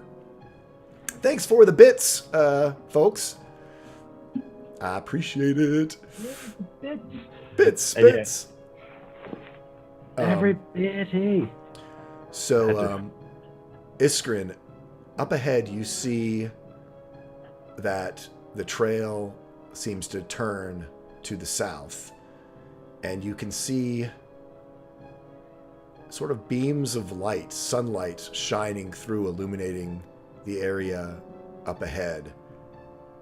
And as you get closer, we're going to take our break. So, thank you guys, everyone, for tuning in. We are going to take a quick break so we can tell you a little bit about our channel, what we do, our charity that we are raising money for this week, Pun of the Week, and all of our other fun things. I'm going to turn it over to NNG9 so I can run away real quick and get myself some more coffee and things to drink. And we'll be back, I'm sure, in time to be tortured by whatever the week's pun lies in store for me. That's such an unfair word, tortured. No one appreciates my art. I appreciate your art. Thank you. I turn it over to you. But hello, everyone. If this is your first time here, welcome. If they've been here before, welcome back. This channel is run 100% for charity, and our charities change every month. This month's charity is the Ovarian Cancer Research Fund Alliance, an organization dedicated to furthering research and finding a cure for ovarian cancer, and also providing resources to support the people directly affected by it and their families. If you'd like to know more about what the organization does, please click the purple link in the description below. And also, if you want, you can donate directly to that site via the link below. Or if you donate through our channel, you can click the banner and do many different levels below listed. You can donate any amount to the spell bank, and at each $100 level, we get a higher level spell. It goes up every time. And then when we want, we can cash it in and get that spell. Or you can do things like, as earlier, give a player D10 healing die. They do come in handy. An advantage, a bardic inspiration. The higher levels this month are name a background NPC and choose the occupation in Falcon's Crest, the city we're traveling to. And for $50, give a limited time use boon to a player of your choice from the list provided by the DM. So we'll be working with Jay directly to figure that out. But if it's not in the financials this month, please do not feel pressured to donate. You can just do things like share us on social media, like Facebook and Twitter. Otherwise, thank you for watching. Man. Huh? We need to buy time. Hello, my baby. Hello, my dark gal. Well, let's see. What do I have in this? Do I have anything interesting to talk about? Oh, that's right. Did you have a book this time? I have. Oh yes, I have been reading a book. Not reading actually. Audiobook. So I don't have the paperback to show off, but I do have my glorious voice. So I recently picked up. I got back into Lord of the Rings. A very good friend of mine is a very big fan of it, and hanging around him long enough, I wanted to get back into the books and stuff. And I already sort of know the gist of Lord of the Rings, but he was always on about this other thing called Children of the Herd. So I had some stuff put to the side, and I picked it up in the audiobook form. The audiobook form is read by. Oh, hold on. Oh, I can't believe I've forgotten his name. Oh, his glorious voice. The person who played the person who played Solomon. Christopher Lee? Christopher Lee, yes, is read by him. Well, it's worth it just for that, in my opinion. Yes. So Children of the Hern, it is a Middle-earth story, and I can't really give you too much about the plot because the story itself is about these two brothers, and it is an amazing story which you should experience for yourself. It is one of those things where from start, I'm not even done with it yet. It's an 8-hour long one. So from start to where the point I am at already, you are going to experience a very interesting story. It starts off very slow, introducing the characters and building up the world like these books do, and it really sort of hooks you into this, and it is just all uphill from there to this. I think I'm getting to the point where it is climaxing into a very interesting conclusion, and you just gotta experience it yourself. That's all I've got to say with Children of the Hern. It is an amazing Middle-earth book, which I would recommend to anyone who enjoyed the Lord of the Rings series. Hey, good guy. Request from chat. How do you spell Hern? Oh, Hern. I'll post it in chat for you. Perfect. Thank you. I'm back. I'm gonna go grab my food. Hot Pocket? Is it a Hot Pocket? No, it's actually raviolis. Ah, tiny Hot Pockets.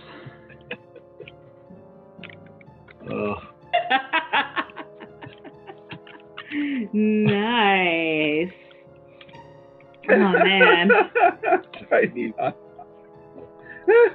Now I'm kind of torn, because I like today's pun, but I just ran across a different one. I'm like, oh. We took 2 weeks off. We took 2 weeks off. Where's the Twitch? Due to there you go. The Children of the Who, with the little. So the pun the first. I want to make sure Derek has his headphones in. There we go. Pun the first. When are jokes about communism funny? When everybody gets them.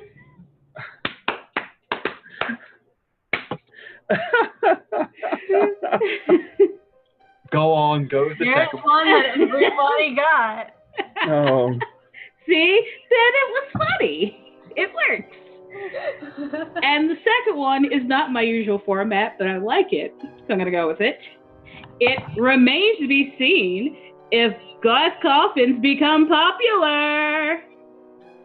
Oh.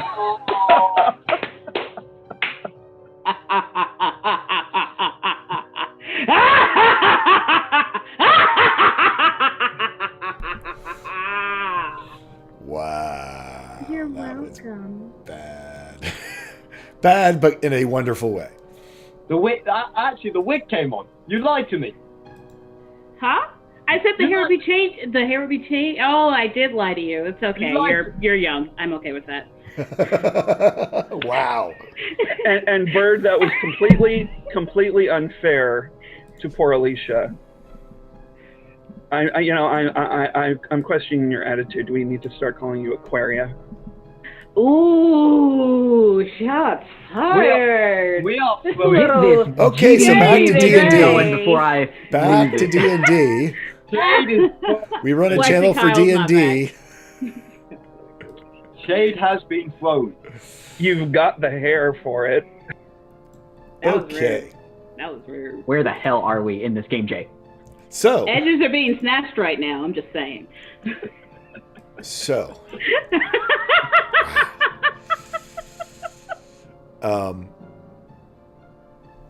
so you guys continue forward, wow, on this pathway.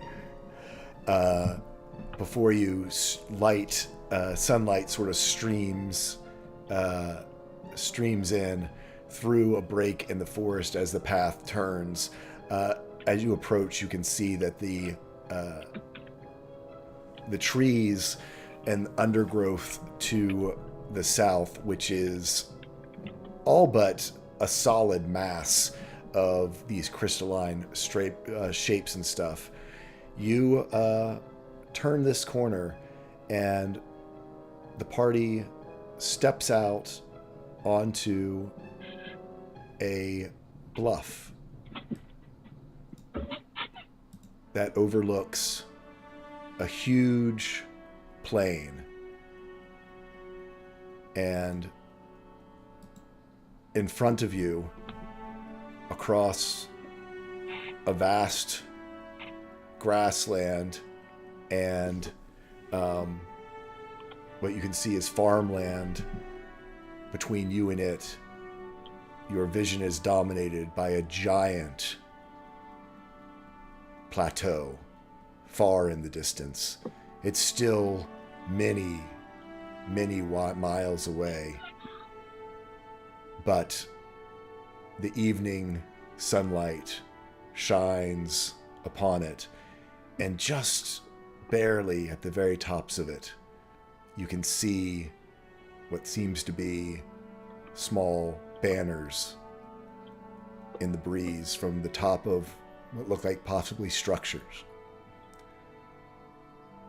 As you look downwards, you can see almost the entire area between here and there is agricultural land, farmland,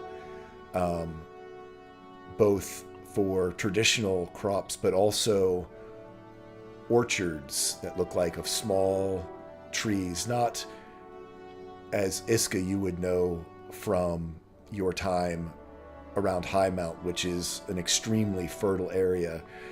These are plants that, again, are surviving but are not bountiful.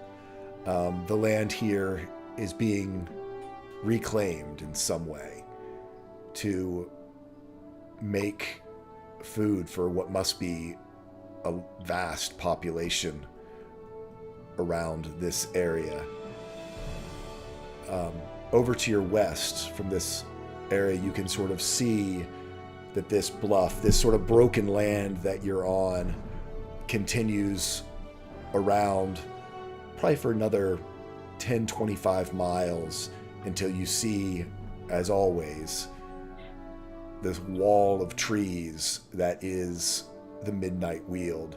And in fact, you can see over there to the west as the Midnight Weald all sort of goes away from you, that its elevation rises up until it almost merges with what would be the top of the plateau.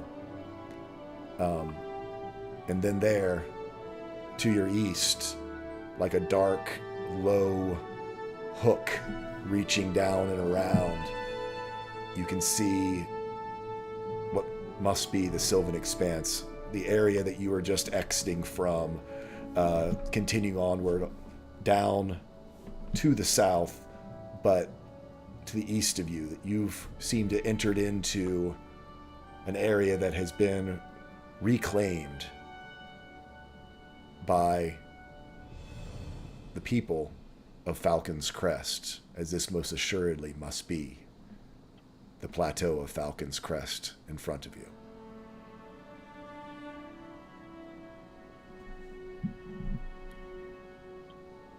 Puzzles.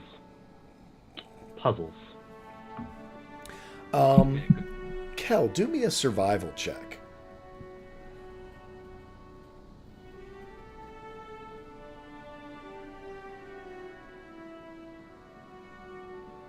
On a 19, you look up. Actually, I'll let Iskrin do it too. Actually, we'll just describe it as though Iskrin figures this out, can tell this as well. The moon is already up in the daytime, back over your shoulder. It's not where you'd expect it. You are probably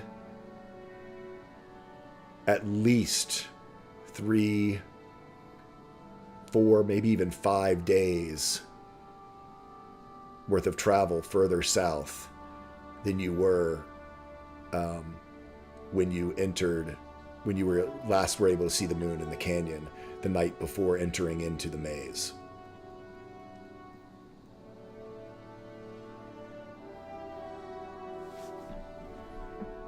Since I'm riding with Axel, I point this out to him, pointing out the moon. So we got. Yeah, I thought we were gotten quite a distance. I didn't think we were there yet, but wow. Imagine we took one of the other paths and didn't do that. Now it'd take a bit longer. This good news for you. And now that we've got, well, open expanse, it should be easy to go fast. How, as we've traveled, the whole, as crystalline and frayed magic coming up out of there, how far out did that continue before or is it still around us? Where you're standing, it is still around you. What you see, you're sort of on a bluff, and to use that same description I had before of almost like when you lift your hands up underneath the sand, this sort of cracked, charged ground lays in front of you, probably for another 300 or 400 yards, but then it sort of settles down into what is kind of like a flat scrubland, and then within a half mile you see the edges of the first bits of agriculture beginning to occur, where the very far edges of these, what would, from up here you're high, just high enough, and the crops and such are low enough, would be hundreds of fields of different types.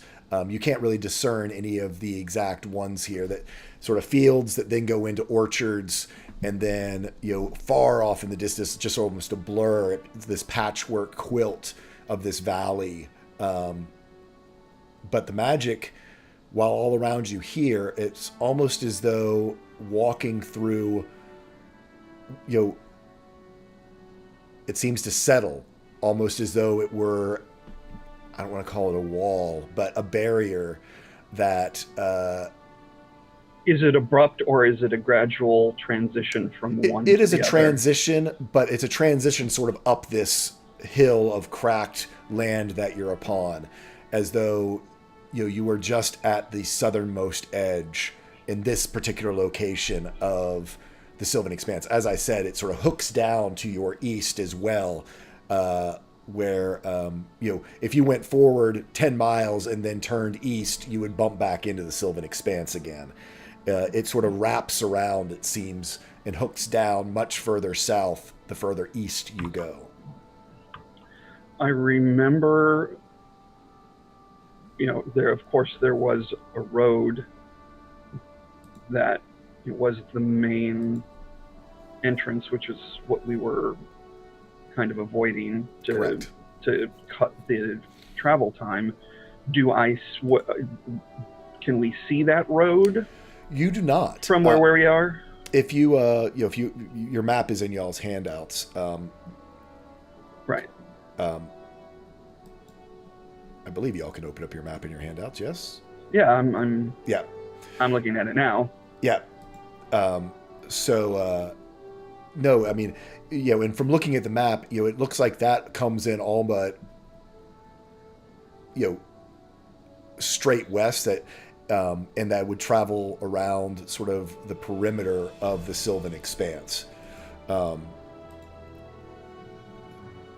So, from the road out of Providence that leads to Falcon's Crest, you are unable to see from where you are, and you know that it from your best guess, it's still far to the south of you before you would pick up that road. Okay, so we are north of that, kind of, but we're on the lower part. The bluff is above us, where Falcon's Crest is, or appears to be. Yeah, It's Falcon's above us. Crest is to the south. It seems to that whole plateau area lays to your south and somewhat to your west of your current location, with the Midnight Weald, reaching up across it. And again, this is the best the cartographers could do, and this is a large world map, so it's their best impression of it. And also, that this map, being from before the Calamity, is at least 90 or so years old. Right. I'm just as a player trying to understand, the line of the bluff and where Falcon's Crest is placed on it, which I'm presuming it's on the edge of the bluff at the top of it. On the very south side, on top of the bluff, and you are to the north of the bluff right now. Falcon's Crest is on the very southern tip of that bluff. Yeah, so we have to go down and around. From looks, I think. Okay, I guess I'll talk to you about it later because I want to. Yeah. I'm confused and I just want to straighten it out, but we don't need to do it right now. Okay. It's a little vague.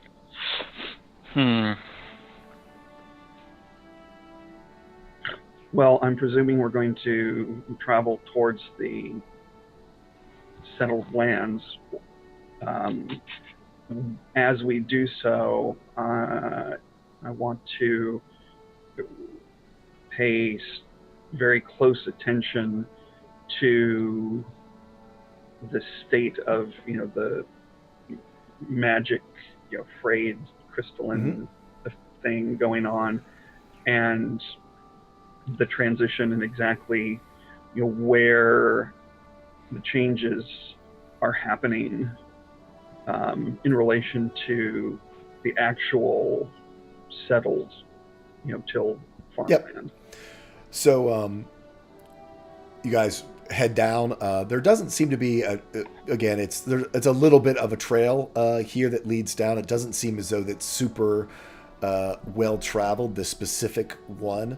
But you can pick your way down. Again, it's about 300 yards wide. It goes down a fairly steep slope across this sort of craggy, rocky land, but your mounts were trained for this. And so you guys sort of pick your way down. You'll see Kel paying special attention to sort of the frayed magic. That as you get out from underneath there of these scrub trees that you were traveling in for the last hour or so, across this sort of rocky, broken slope, you're not seeing as many of those sort of broken magic, but there's still a magic that is there. It's starting to weave itself back together, but has not woven itself into true ley lines in this area. Iskrin, for you, with your detect magic, the weave is still, sort of fuzzy and frayed, but things are, the right threads are getting themselves back into the right weave. And by the time you reach the bottom of it, while the influence of the influence of the Sylvan Expanse is still here, it is not so great that it seems to be, as we were saying before, infecting the plants. You guys can find, again, between these pieces of farmland, it's fairly easy to find a farmer's road, a farmer's trail between them. Do me some perception checks. I would also like to see if we can have we brought Celia out of the ring yet? You can bring her out if you'd like. Because we put Celia... I'd leave her in there for the full 6 hours, otherwise she's not getting her rest. Okay. That is true. So, Axel, Kel, certainly from your survival, actually most all of you, it looks like, you find your way. Iska, from your time at Highmount, you can recognize some of these crops. They're stunted, but healthy. What kind of crops are they? I was about to go there. Yeah, you see wheat, barley, oats, rye. What you know to be some of the hardier crops that can be grown in poorer soil. You actually see it seems as though one field that you go by has like cactus, almost like a prickly pear type idea. Kel, you see what would be cultivated onions. You're used to finding the wild ones. These are obviously been domesticated onions. Iskrin, you see one of your favorites from that you got a hankering from some of your travels. You see some collard greens and cabbage and those types of things, leafy green type vegetables. Again, they are healthy, but certainly to Iska's eyes, who's used to just the incredible bounty of the land around Highmount, they are stunted. You do see most every row and crisscrossing the fields, irrigation canals. Some are deeper and thicker than others. Others are just to get to all but the individual plants. Within most every field, you see large stones, all but spires of stone that stick up out of the fields. Luck, you probably notice them the most, being a miner, to see these they're not sylvan stone. They are just obviously mined and shaped what looks like granite. But most every field of any size has one, if not two or three, sticking up out of them.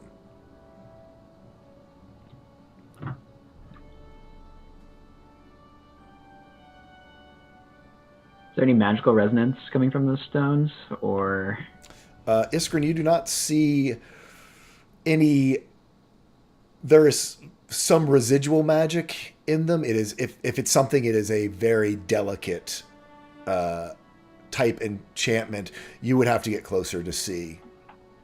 It's got a light, gentle fluff to it, like the fuzz on a kitten. Well, that's odd, because that's granite. Last time I checked, granite isn't magic. Could it absorb the magic in the stone in the area around it? Well, it's not sylvan stone. Well, but this place is being the effects of the sylvan stone. That's what I mean. Oh, I mean, could you do that with a normal stone? I guess I'm no master of stone. Do we see any huts or structures or anything like that nearby? Do we see people?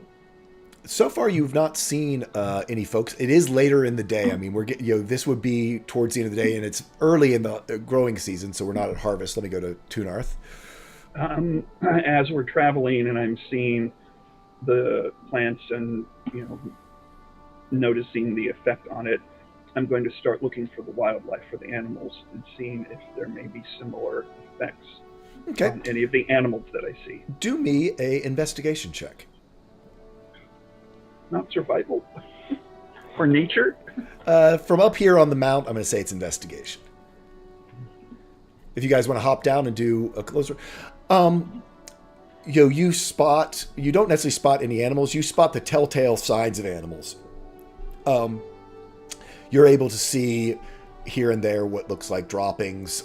Certainly some of, especially these leafy green things that have been nibbled by by herbivores and things like that, but you don't see anything immediately in your sight. As far as structures and things, as you head down this path, and again, we're now getting to almost 6 o'clock, the sun's getting real low in the sky, you do see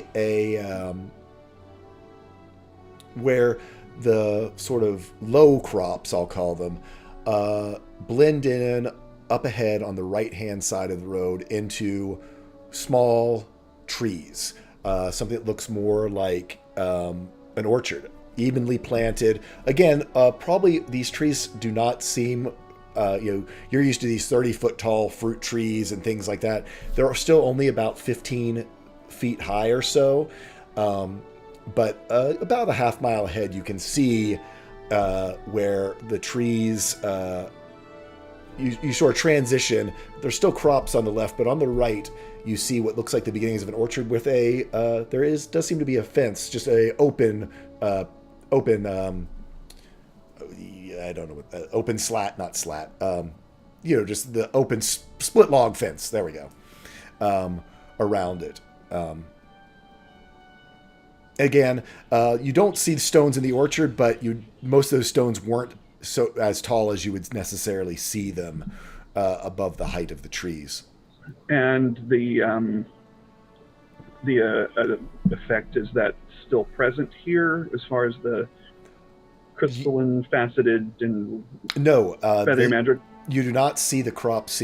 Crops do not seem to be affected, as the plant life was inside the Sylvan Expanse, but the land the dirt has a crystalline, sort of like clay, but as though if it had ground quartz mixed into it.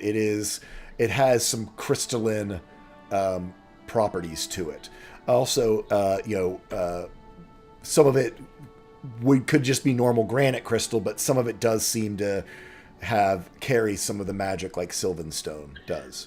And as I mentioned, I was trying to pay close attention to the transition from the effect and, going into the cultivated lands. Was there a pretty clear delineation that, as the effect diminished, the point where the effect was no longer present is where the plants began growing? Well, you kind of had you had the crystalline affected plants that then kind of went into, we'll call it just sort of scrub plants that were not affected, but were not the cultivated area. And it wasn't much, probably not even 200 yards past those first outlying unaffected scrub plants that you started getting into the edges of these cultivated plants. And again, from your survival check, those were the hardiest plants that you're aware of. Things like oats, things like onions, things that can grow just about anywhere if you just get some water to them and some sunlight on them. Turnips, radishes, yeah. Those kind of things. Okay, so I'm going to continue keeping a lookout for any wildlife as we ride. And if I see anything, just trying to see if there's any effect on it. Okay, how about the rest of the party as you guys are heading down? This is still sort of a single track area. It's not like a full wagon road. This is probably something that field workers might use to walk between fields, but you do see this orchard up ahead. Like I said, what do you guys want to do? Are there any crystalline flowers? Any nice flowers? Be fast. Not here. If you want to say that you were looking for some back before you left the area where the crystalline plants were, you can give me an investigation to see if you can find one. Can I also do that or aid him? Because Jessica would absolutely love some leaves to add to her collection. Yeah, for sure. So nature or survival was that? Whichever one you choose, and you do have advantage. Ooh, let's go survival. Yeah, natural 20. Yeah, you tell me, what do you find on a natural 20?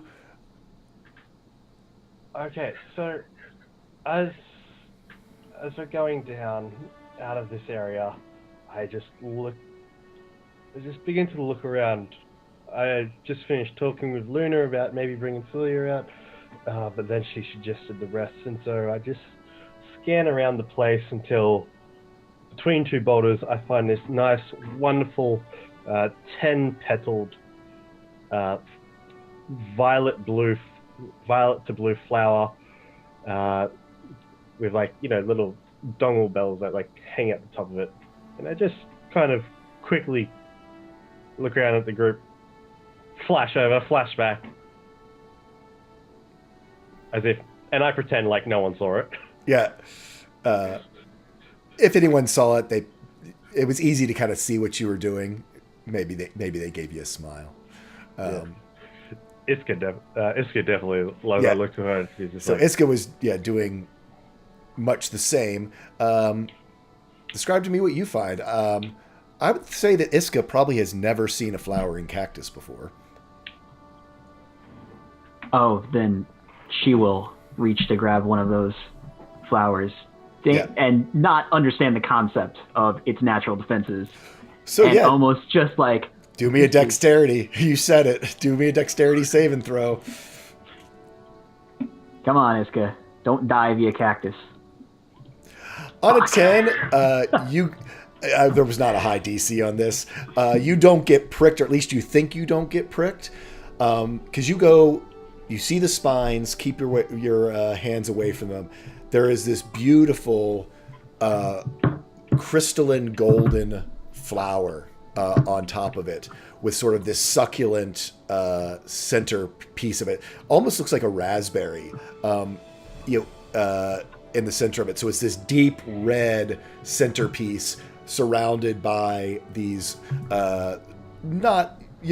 sort of thin golden petals. And when you go to reach it, you don't realize that underneath those petals are little tiny short petals that are very sharp. And you do prick your finger on it, but totally worth it. It is.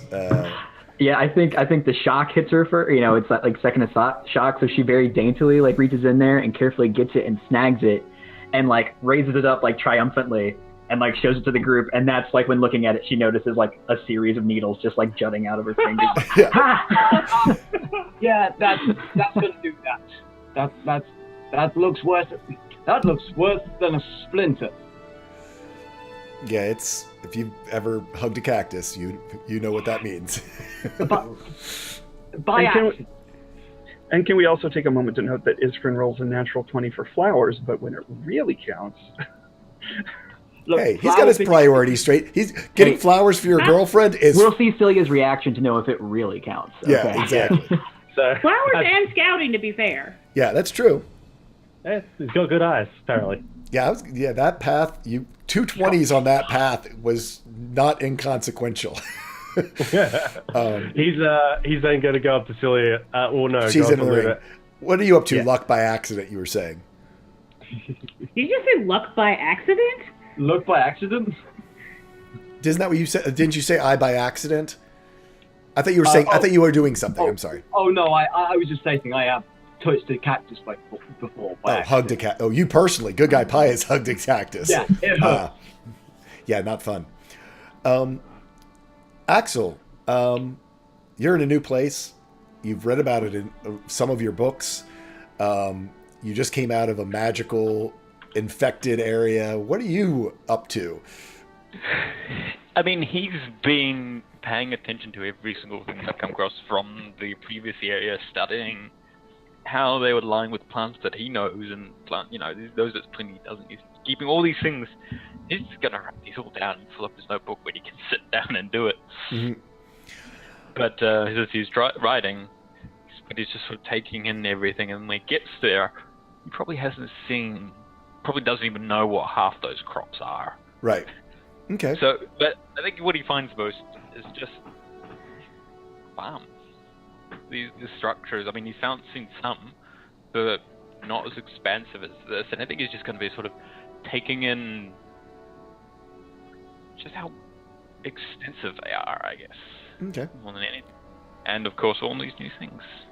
But mostly it's taking in these things to think about and write down later. Okay. So, I do go up to Luna after finding the flower and after seeing Iska hurt herself, and just ask, could you take Kent for a bit? I'd like to go in the ring if you don't mind. If you go in, you'll be in for 6 hours. That's fine. No hesitation. Who No. would be that easy? Right? It's just like 6 hours couldn't solve. I'll deal with it. Fine. Okay. And then Iskrin, yeah. So Iskrin, you pop into the ring, and it's your ring, so you know how to open the door between the two sides. First thing, I don't think we've ever heard what Celia's ring environment looks like. Oh, Celia's ring environment is just like the stealthiest place in the world. Just shadows. Like you know that place that people are like, that room that's like just so quiet that it's just like eerily quiet. Okay. And they can't like spend more than like a minute in this room. That's like how Celia's room is. Okay. So is it, sort of like in high elven design, so big, heavy, like velvet drapes and, those sort of velvet furniture. Basically everything absorbs sound. Yeah, oh yeah. As Iskrin's side open, because he's always got a bit of frosting liner in his side. Yeah. It's just like, it just opens it and it just sprays in some mist and some snow, and he just comes in and just like, Celia! And he just hears his own voice. Celia's just like hanging out like in the rafters. So, and she just like lays down like upside down and says, hello. And he just startles back and just scurries and goes, didn't even hear, what is this? This is interesting. Oh, how are you feeling, first of all? Like that? She whimpers at you. That's absolutely understandable. After dealing with some void stuff, I wouldn't be surprised.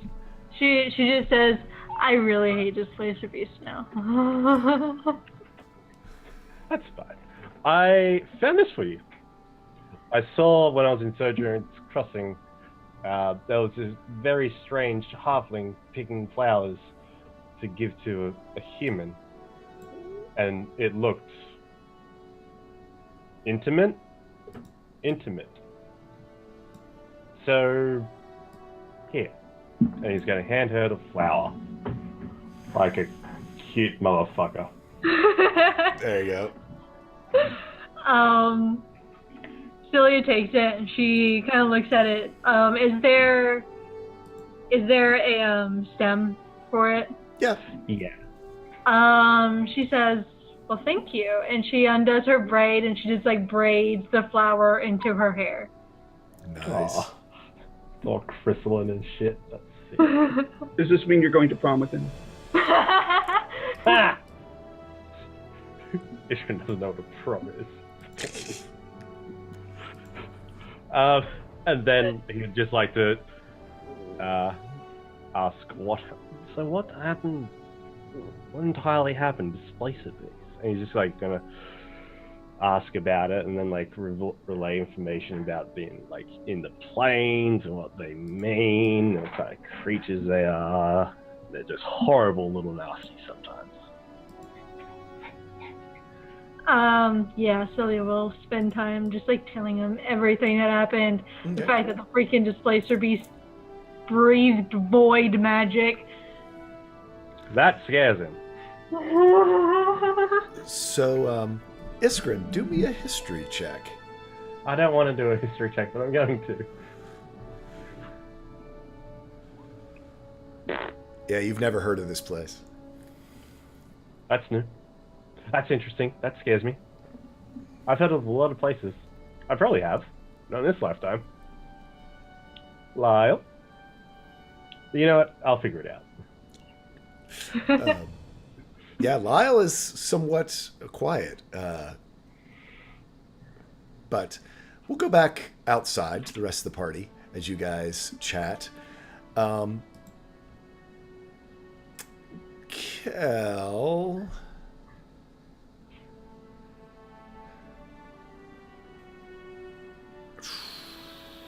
Based on the time of day, I'm going to start looking to see if there's any place that would be good to camp, perhaps in one of the orchards. Yep. Okay. Gosh, what do I guess it's perception. It's like I need a notice check. I'll go perception. Give me a perception check on a 21. So do you actually go over the fence to get into the sort of orchard area to look around, or do you stay on the trail? I stay on the trail. Okay. On a 21, though, as you look sort of under and through the trees, you hear a rustling sort of in the trees above you, and what sounds like whispers.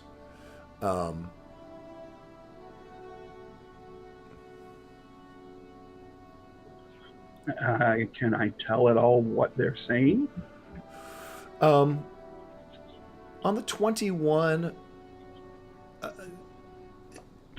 perhaps a mixture of giggles and kind of oohs and ahs.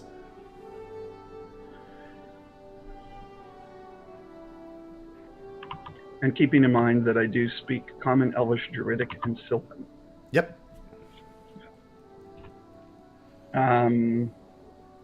How far away? Closer than your alert feet to make you feel comfortable. It's probably only about 2 trees away.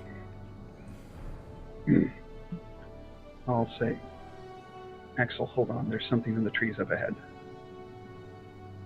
I can hear some sort of voices, whispers, and giggling.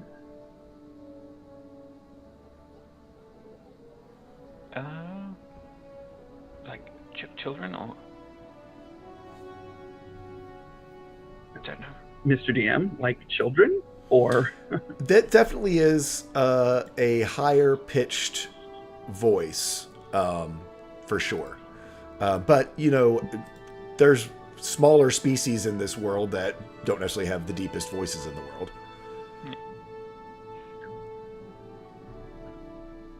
I say that. What he said. Fake creatures, sprites, pixies, maybe? Could be. I mean, that might be a thing. That's something to be concerned about. That also not. I mean, I only know from books and such that mischievous trouble, but not necessarily malicious. In Sylvan, I will say, hello there in the trees.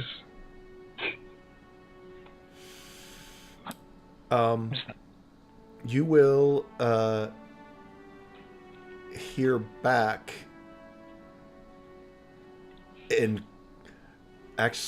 you hear back in a startled voice in Common that gets cut off and then turns to a different language. Oh, it's up. And you hear rustling, quick rustling, tree to tree, up ahead of sort of across, parallel to the path through the trees ahead of you.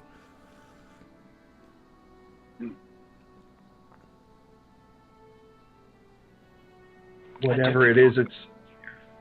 Did Axel notice the rustling in the trees as well? Yep. I think as soon as you said anything and they responded, we probably all noticed. Pretty much. I mean, you heard, everyone sort of heard a something. What is everyone's languages?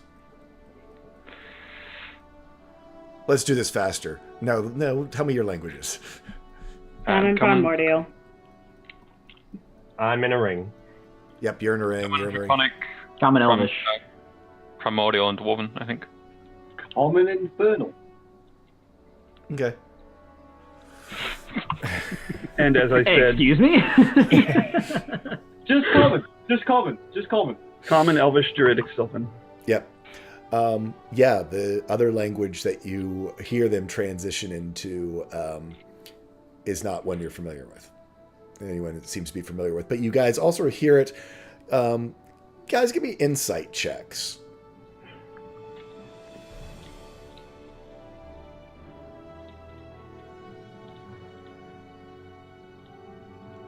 It's pretty roll for me. I closed out a roll 20 because it was slow on my computer. Okay. I can roll for you. Yeah, I'm coming back in, but it will take me some Yeah. time. So. Where's insight? Oh, sorry. We'll take Iska's either sorry. way. Both of them. Neither one were great. But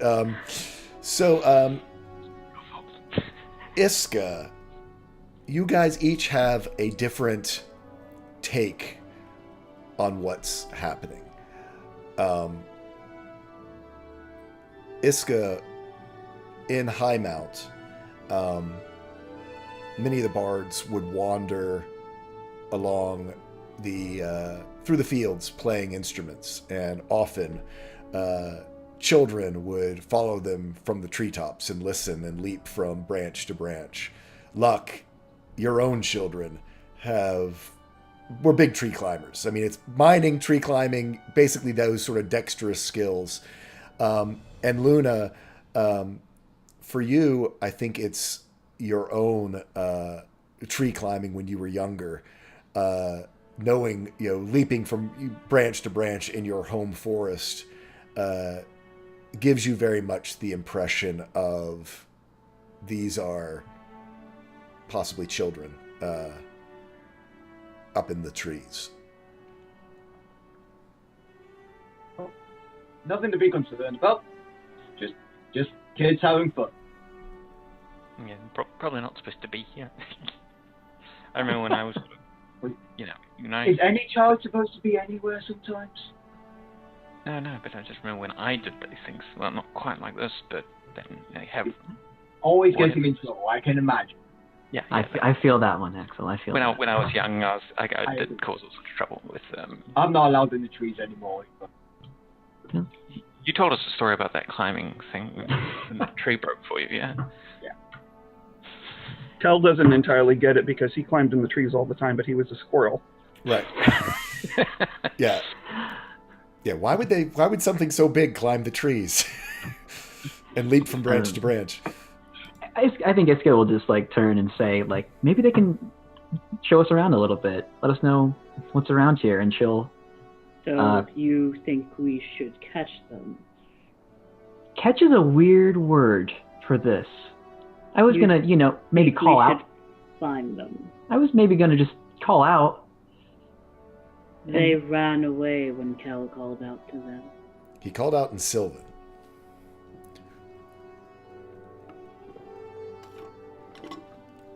What do you think we should do, Luna?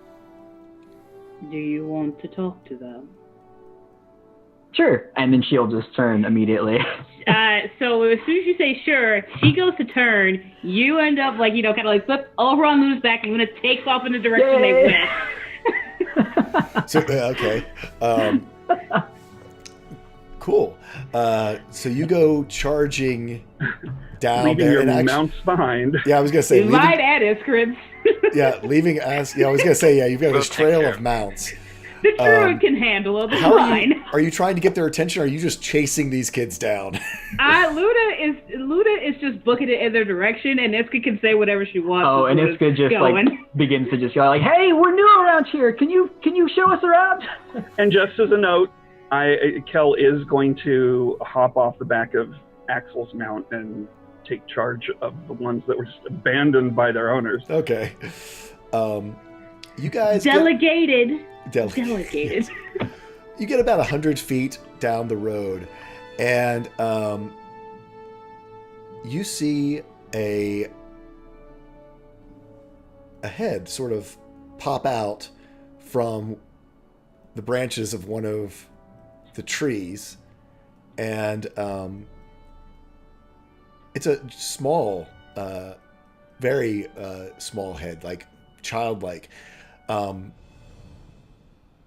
Elfin in feature, but not necessarily the right scale. You, Iska, would have immediately thought of it as a gnome, as many gnomes come from around Highmount. But this is almost to a gnome what Iskrin is to an elf. Much finer features, ears are a little bit more pointed. Their face is very narrow, with a sort of a long nose. Sort of messy, kids out, messy hair with a leaf sticking out of it. And Common goes back to you. Was that a crystal spider you were riding? It was. It has a baby underneath it. You want to come check it out? Hey, I'm Iska. What's your name?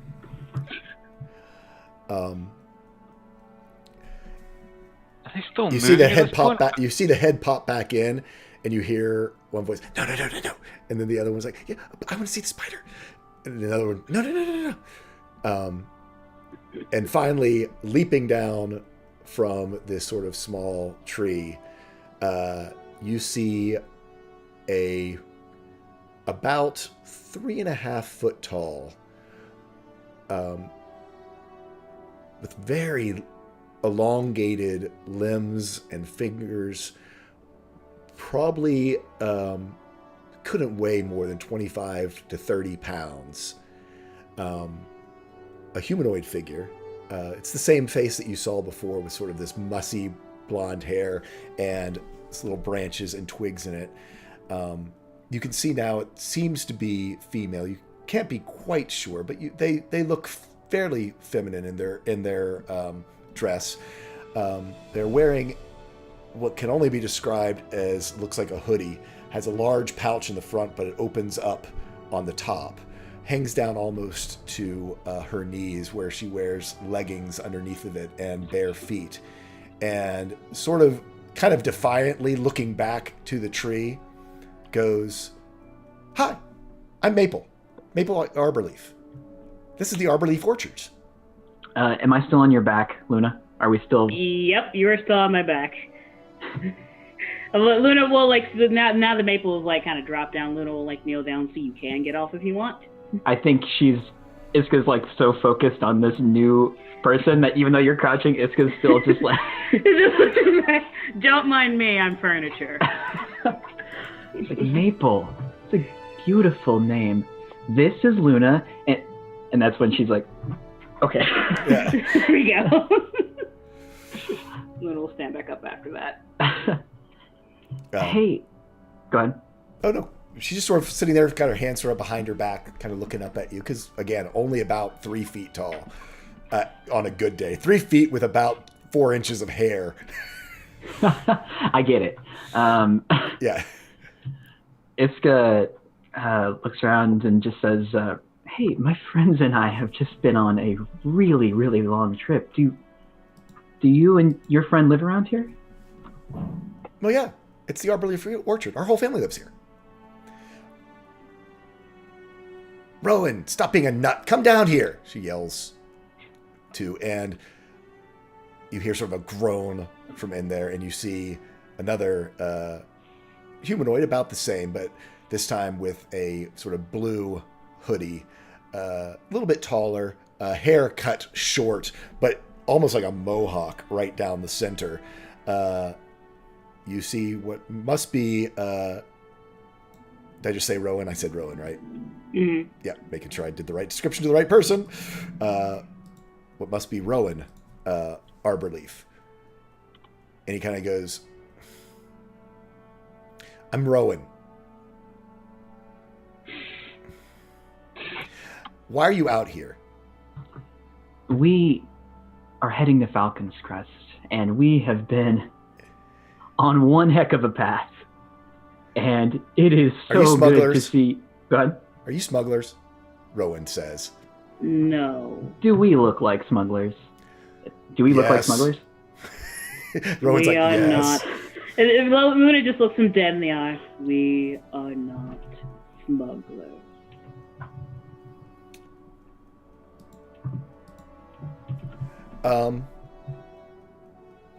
You hear Maple gasp as her eyes sort of are drawn to you as you say that. Oh, right. A lot of stuff happened. I forgot. It's interesting though. She's not looking at your face. She's looking at your hands. She goes, "You have a tear." And how would you know what that is? And Luna will kind of like crouch down to Maple's level. Because we have a tear. We need to take you home. You need to come with us. We need to introduce you to great grandma right now. Can we bring our friends? Yes, all of you. Okay. So Luna will she will put Iska back on her back. Yeah. No, Okay, we'll be right back. And no, she's gonna put Iska on her back, and she's going to like pick up the other two and zoom back. Rowan is not pleased about this at all. In Luna fact, does not care. he is gonna do a dex to try to not get picked up. He's gonna do an acrobatics check. On a Good 15, contested. Do me a acrobatics to grab him, or athletics. On a 19, you catch him. Those monk reflexes, and he's kind of kicking a little bit. Lava monk, don't care. Yeah. Listen. We do this all I told the you time. they were smugglers. I told you. They're going to kidnap us. We'll be there in just a second. Yeah, and it's like everyone talking at once. Yep. And zoom back.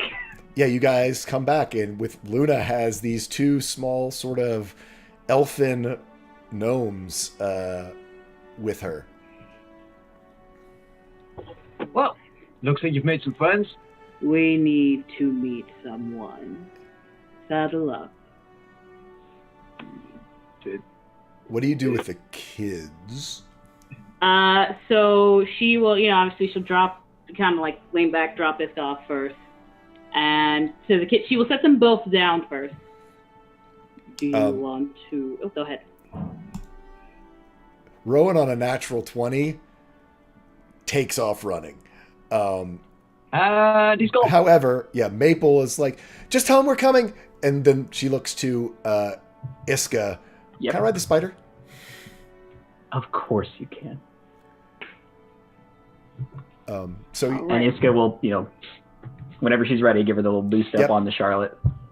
And you guys heading. She starts directing you. If everyone's up for this, it's about only about a half mile away.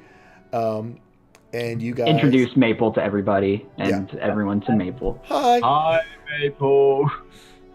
So we're the Arbor Leafs, and I can't believe you have a tier. We didn't think that there were any other tiers left. Juniper's going to want to talk to you about everything.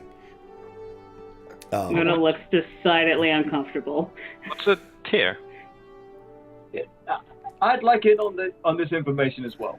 And Maple points at Luna and points at her gauntlets that have, if you all hadn't noticed them before, have a blue stone that is in the shape of a teardrop on the back of each one of them. Well, that's self-explanatory.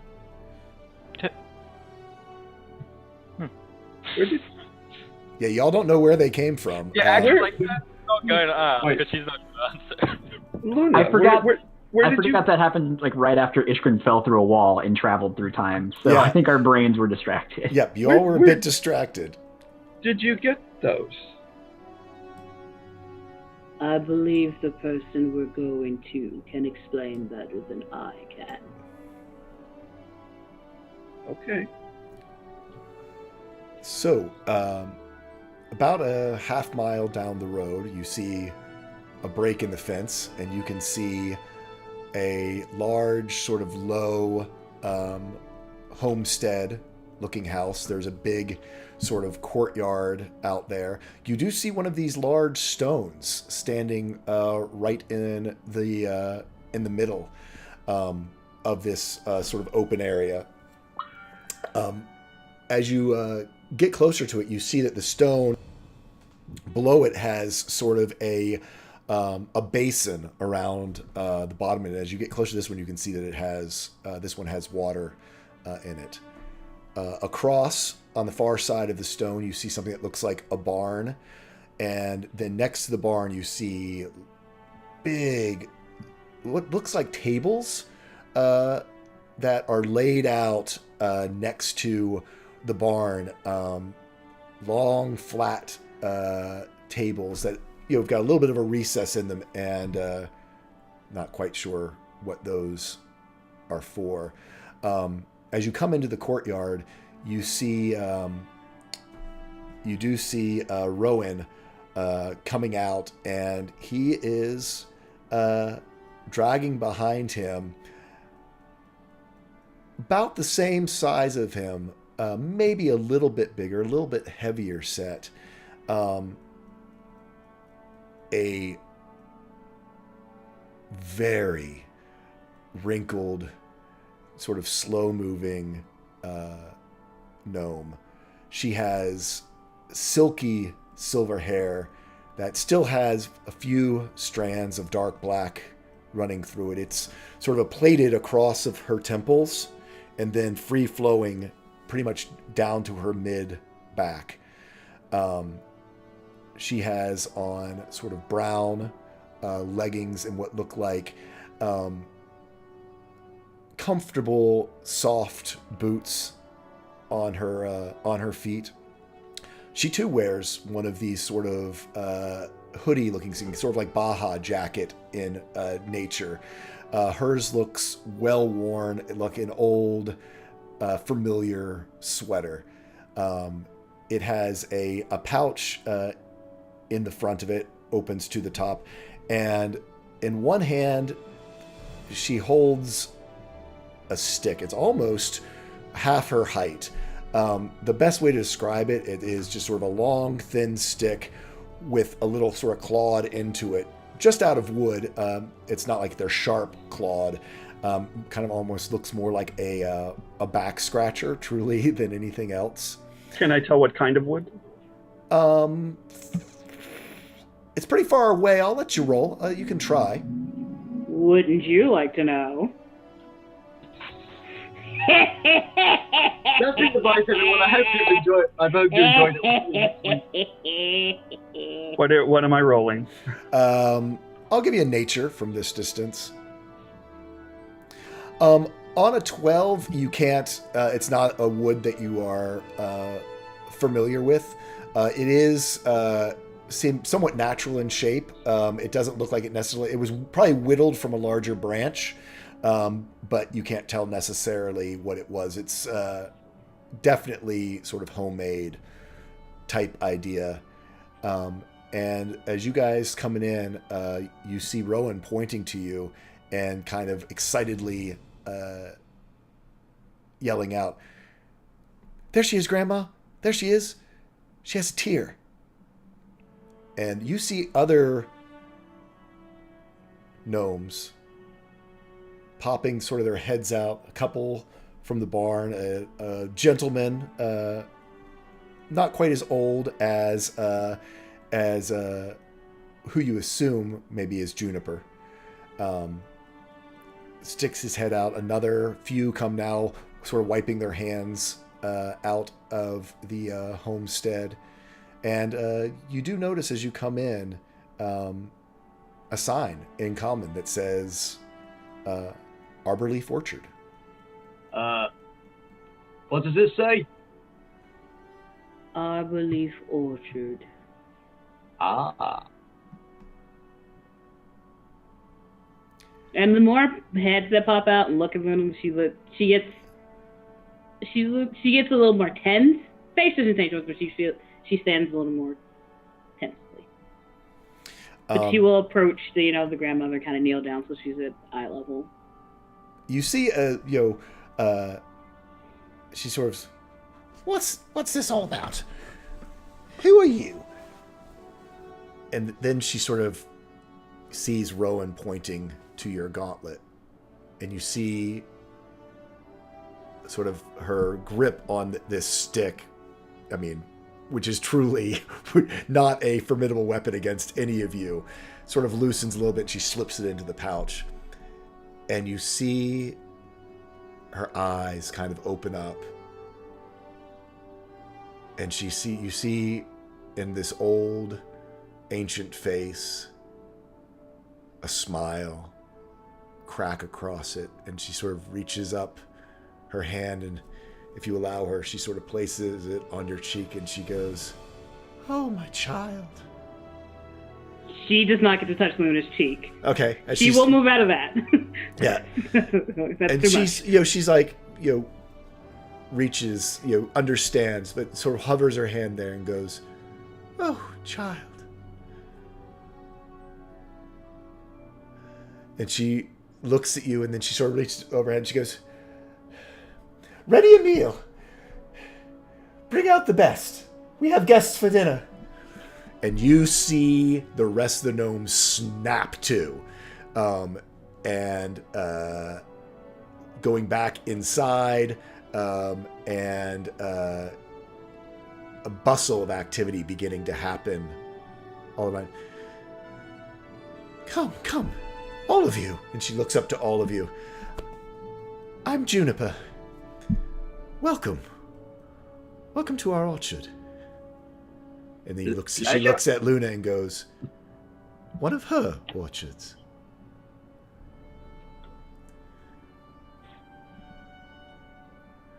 I have questions. Kel looks questioningly at Luna as well. Like, you see Lucas raised his hand up like a schoolchild or something. Yeah. And Luna just nods, Uh-huh. understanding who it is. Yeah. And she, so she looks to Luck, yes. Looks way up at Luck. Who is she? Or her? Hers? Who owns these orchids? Well, this is Eldath, the goddess of peace. That would all. Like, he finds a place to sit down. And both Axel, Iska, and Iskrin, from reading the book. Iskrin's in the ring. Eric's in the ring. Because Kel was about to ask, what about Celia and Iskrin? Yeah. Just kind of not really loud, but just almost to himself, but loud enough that everybody probably hears him say it. Thanks, Wiley. And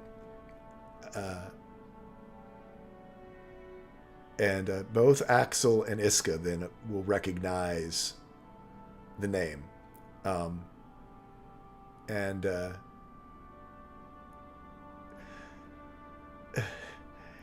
She sort of looks at you. She goes, You came from the north, down the old road." Yes. I said it's the smuggler route tells us the old road, I think. Yeah, and she also, if Luck says that, she goes, yes, it was a different road before. We've never heard it referred to like that, so... Yes, it was once the Consortum's road, but that was, well, a while ago. That explains things. A consultant what? The Consortum, the Zephyr Consortum. They built it. Almost, well, it's almost like she kind of looks around and looks at the stars. 100 years ago? Not too long.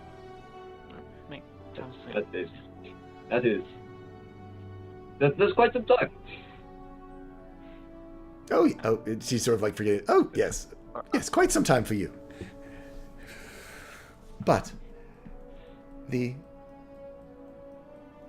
my family, we are trying to bring back her land for generations. We have some of the seeds from the original, and will take time, but what is time? And you see her reach out. Go ahead. I was gonna say, like, when she says the original, Luna will sort of like reach in her bag and pull out the drawing she did and hold that up to Juniper, like this.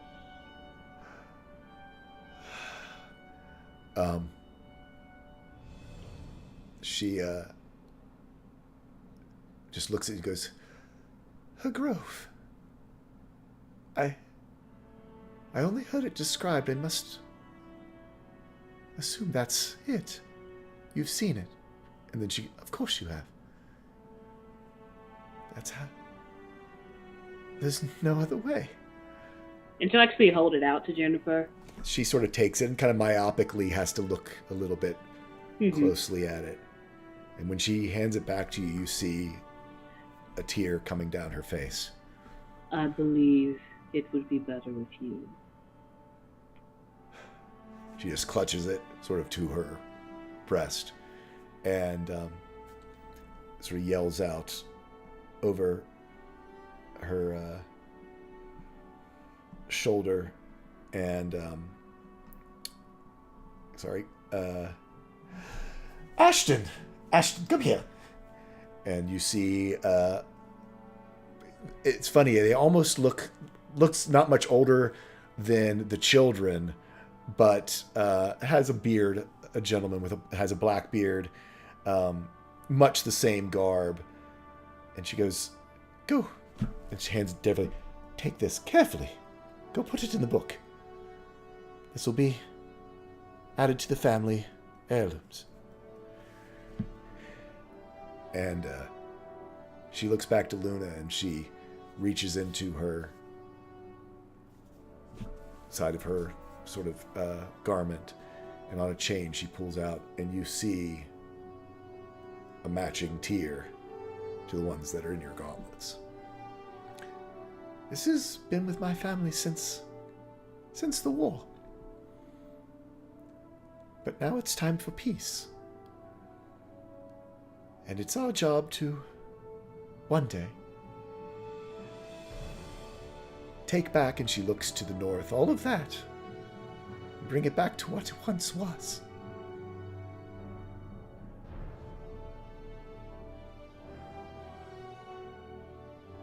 I hope you are successful. Well, in 500 years, this is our third orchard, every one further north than the last. We keep moving, and then the crops radiate out from us, and then we move north again. Not quite time for this one yet. She sort of looks around. This one's still young. But good hardy crops here now. The tear helps us. It protects the trees. Every one touched before planted.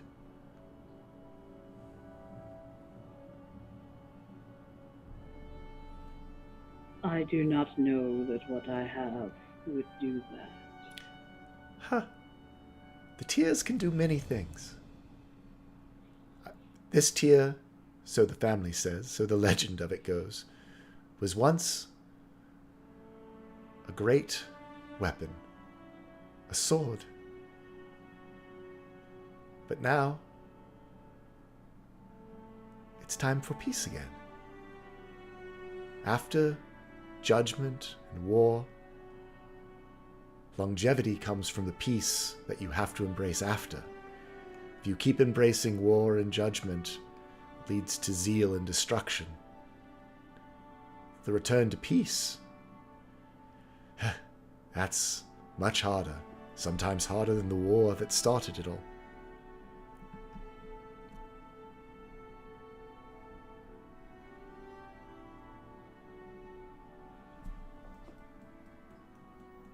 Anyway, that's our beliefs. As this is happening, you see tables starting to come out into the courtyard, and it starts to get set up as more and more different gnomes of all different ages and types start sort of pouring out into this courtyard. There is a sense of celebration, even though they might not know exactly what it is going on yet. Juniper said it's time to celebrate, and that means it's time to celebrate. What are the rest of you guys doing? Lucas sort of looking around. Oh, sorry. No, go ahead. He's sort of looking around, and who's the most energetic of these people? Certainly the kids. There seems to be one that seems to be causing more trouble than help in all of this. And mainly because you might as well be a giant. He kind of keeps bumping in to people as he's trying to carry tables or give him baskets because his head is like always looking at you and he's bumping in to people. I'm gonna spot check that kid, and like whenever he's trying to do a task, just like help him out by taking the basket. And you want it here? And the kid just looks up at you.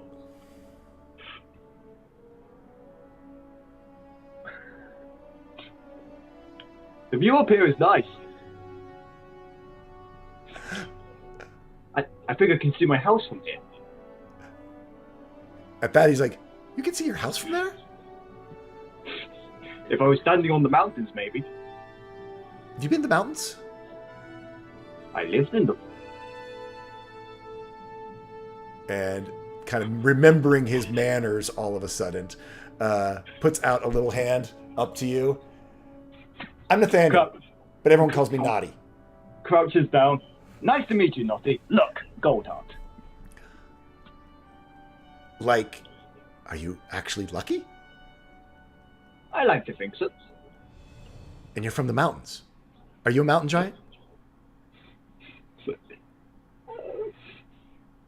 Now that you mention it, I never considered that. It's quite possible.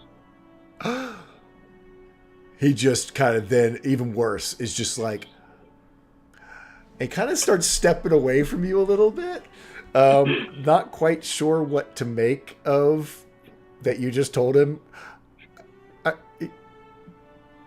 Do mountain giants eat gnomes? We don't eat them where I come from. He just kind of clamps his mouth shut. I need to go move the table now, and he kind of goes scampering off. He like turns to one of the other gnomes that was passing by. Did I do something wrong? This one is sort of an older one. She's female. She has her hair all tied back up into a bun. Her hair is sort of on like, it's almost sort of that gray brownish. It almost looks a little bit green, in a way. That sort of the way that it sort of mixes together. It's almost got a little bit of a your impression of it from a distance would be almost sort of like a sort of green brown to it, and she has one of these sort of sticks as well, that same as Juniper had, and she whacks you on the back of the head and she goes, "Don't just stand there, help!" And she starts just handing you things. Like, and Luke is like, "Oh, I haven't done this in a while." And he's like, yeah, it is very much the like when Faith wants you to like set the table and you got distracted. It's the tone.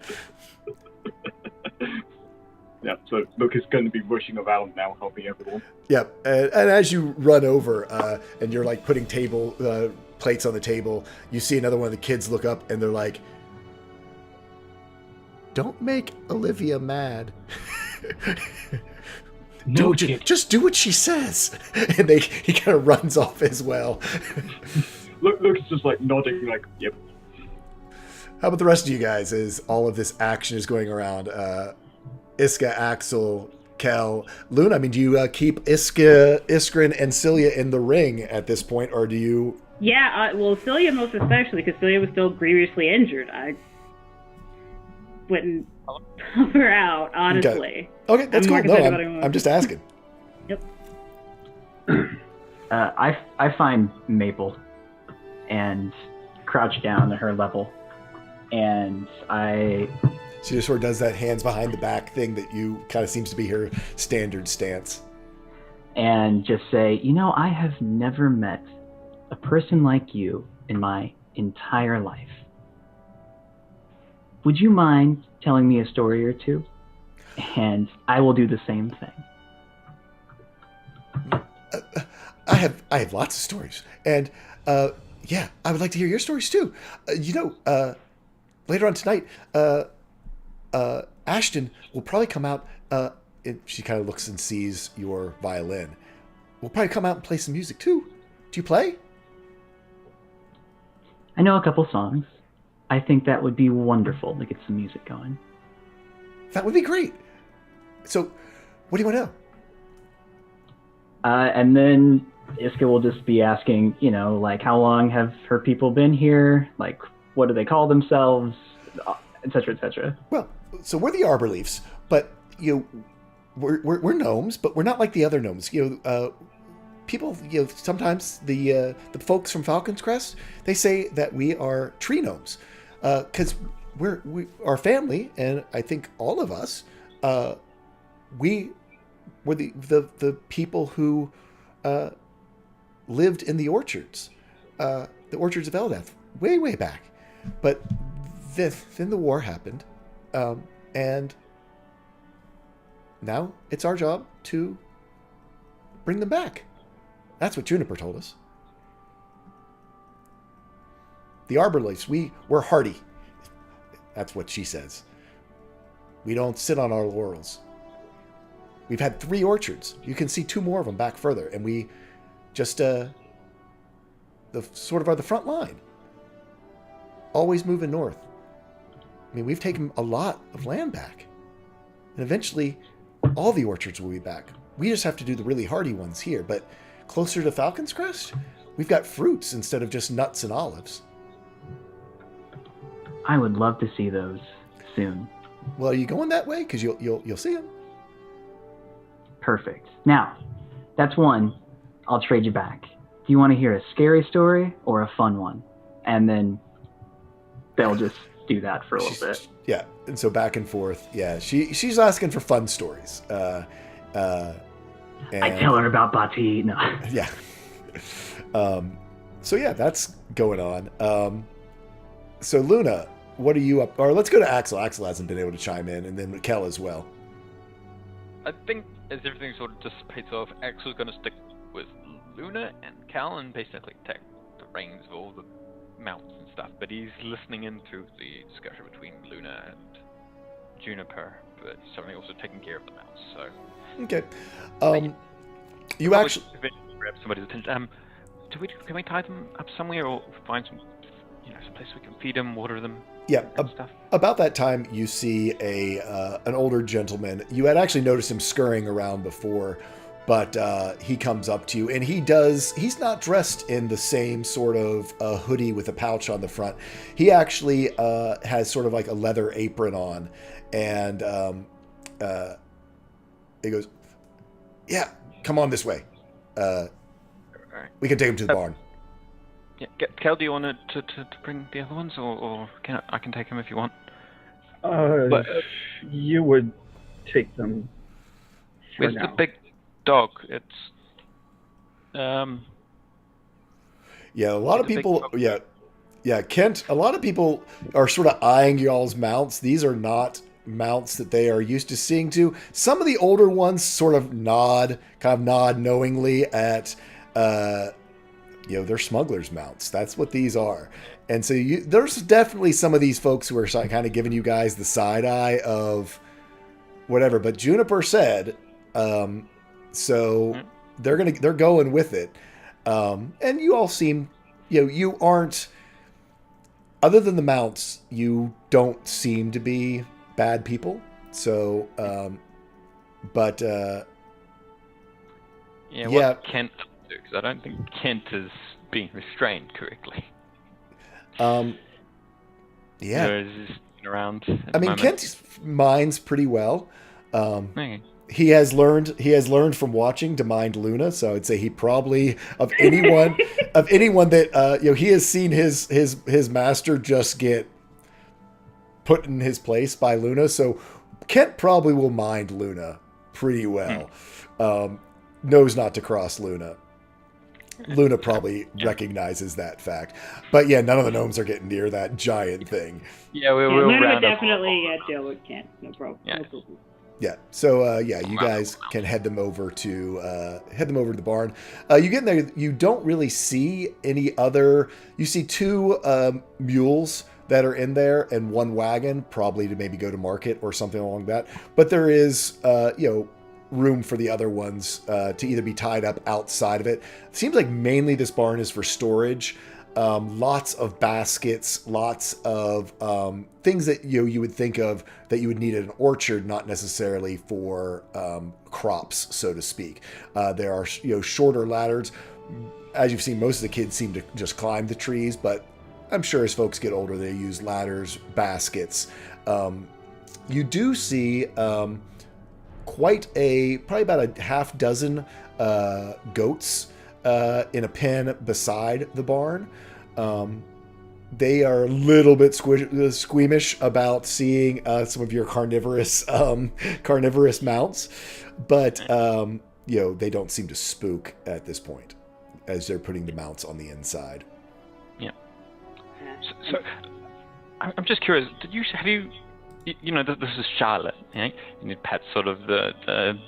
Did you see like any other creatures like that out there a lot? Like the crystalline creatures like Charlotte, or do you harvest or cultivate any of the crystalline plants? Do they have anything useful to use? Do you guys know that? He kind of looks at you and goes, "The Sylvan plants? Yeah. No, they don't. People can't eat those." Well, I mean, I wasn't for eating, but yeah, I suppose this is for eating. But any other uses for them? We see some of the people from Falcon's Crest will go up in there. I don't know what they bring back. Oh, okay.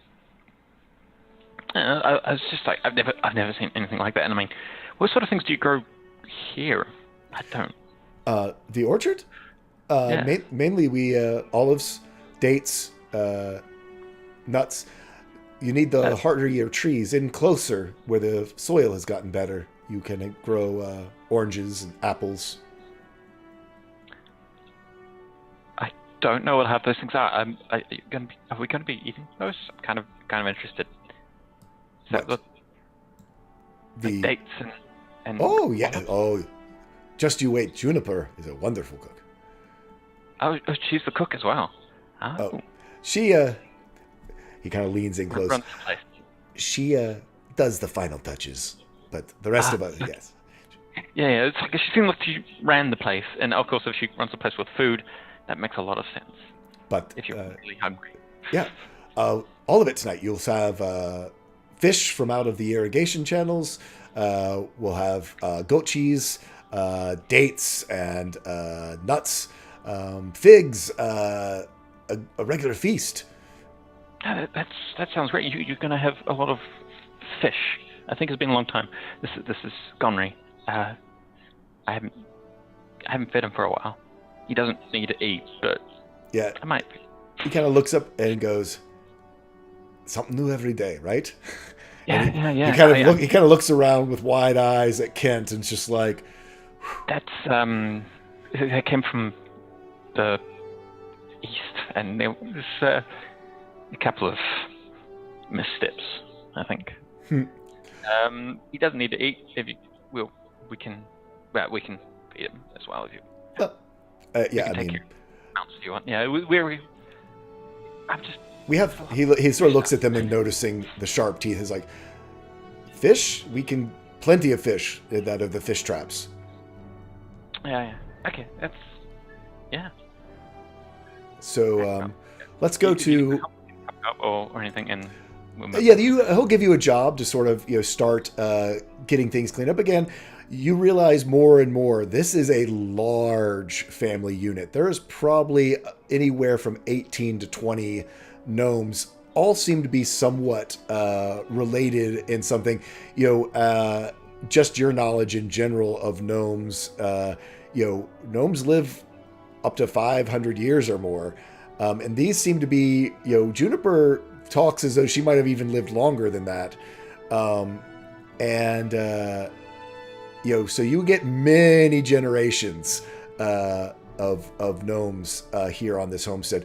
We're going to jump to Kel, and then we're going to move on with the celebration of the evening.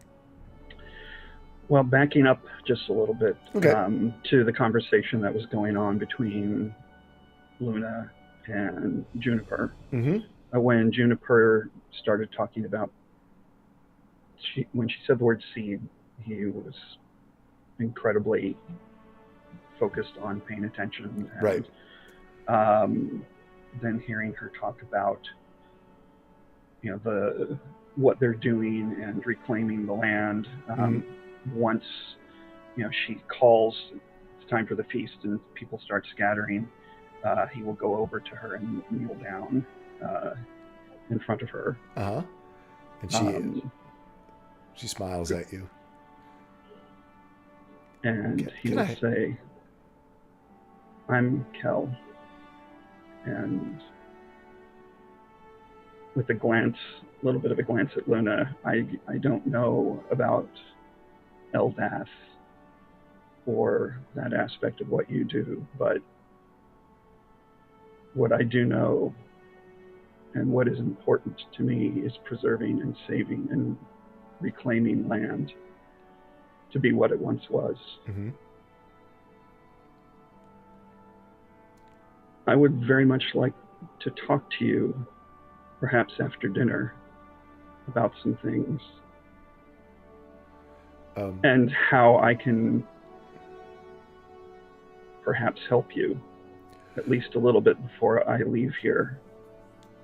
And I very much want to come back once our journeys are done. She looks at you and sort of examines you closely, looking into your eyes with these old eyes that are incredibly wise. And she sort of looks at your tattoos. Not that any familiarity comes to her with them, but your dress and your nature. And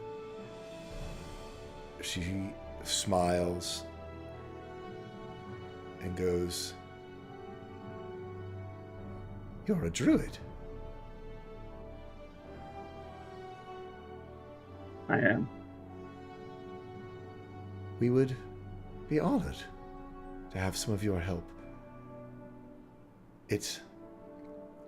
She smiles at you and she goes, "You'll find it doesn't go as far here as it does other places. It's a long conversation. We'll have it after dinner. You look exhausted, all of you." I am, and a feast, a meal of any kind will be most welcome. And thank you for your hospitality.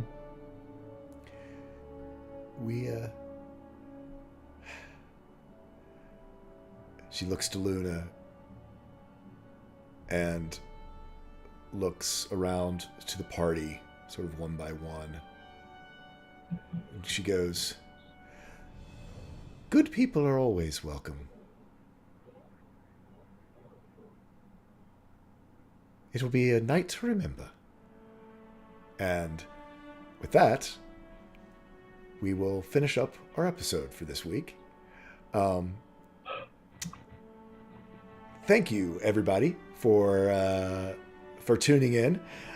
Thank you, huge thanks to all of you who throughout the last year and a half have helped us to raise over $10,000 for different charities. I hope you guys enjoyed our session today, and let's go around real quick and chat with each of our players. See where you're from, where we can find you, and yeah, we'll start with Tree-Hugging Druid, who had a combat challenge today.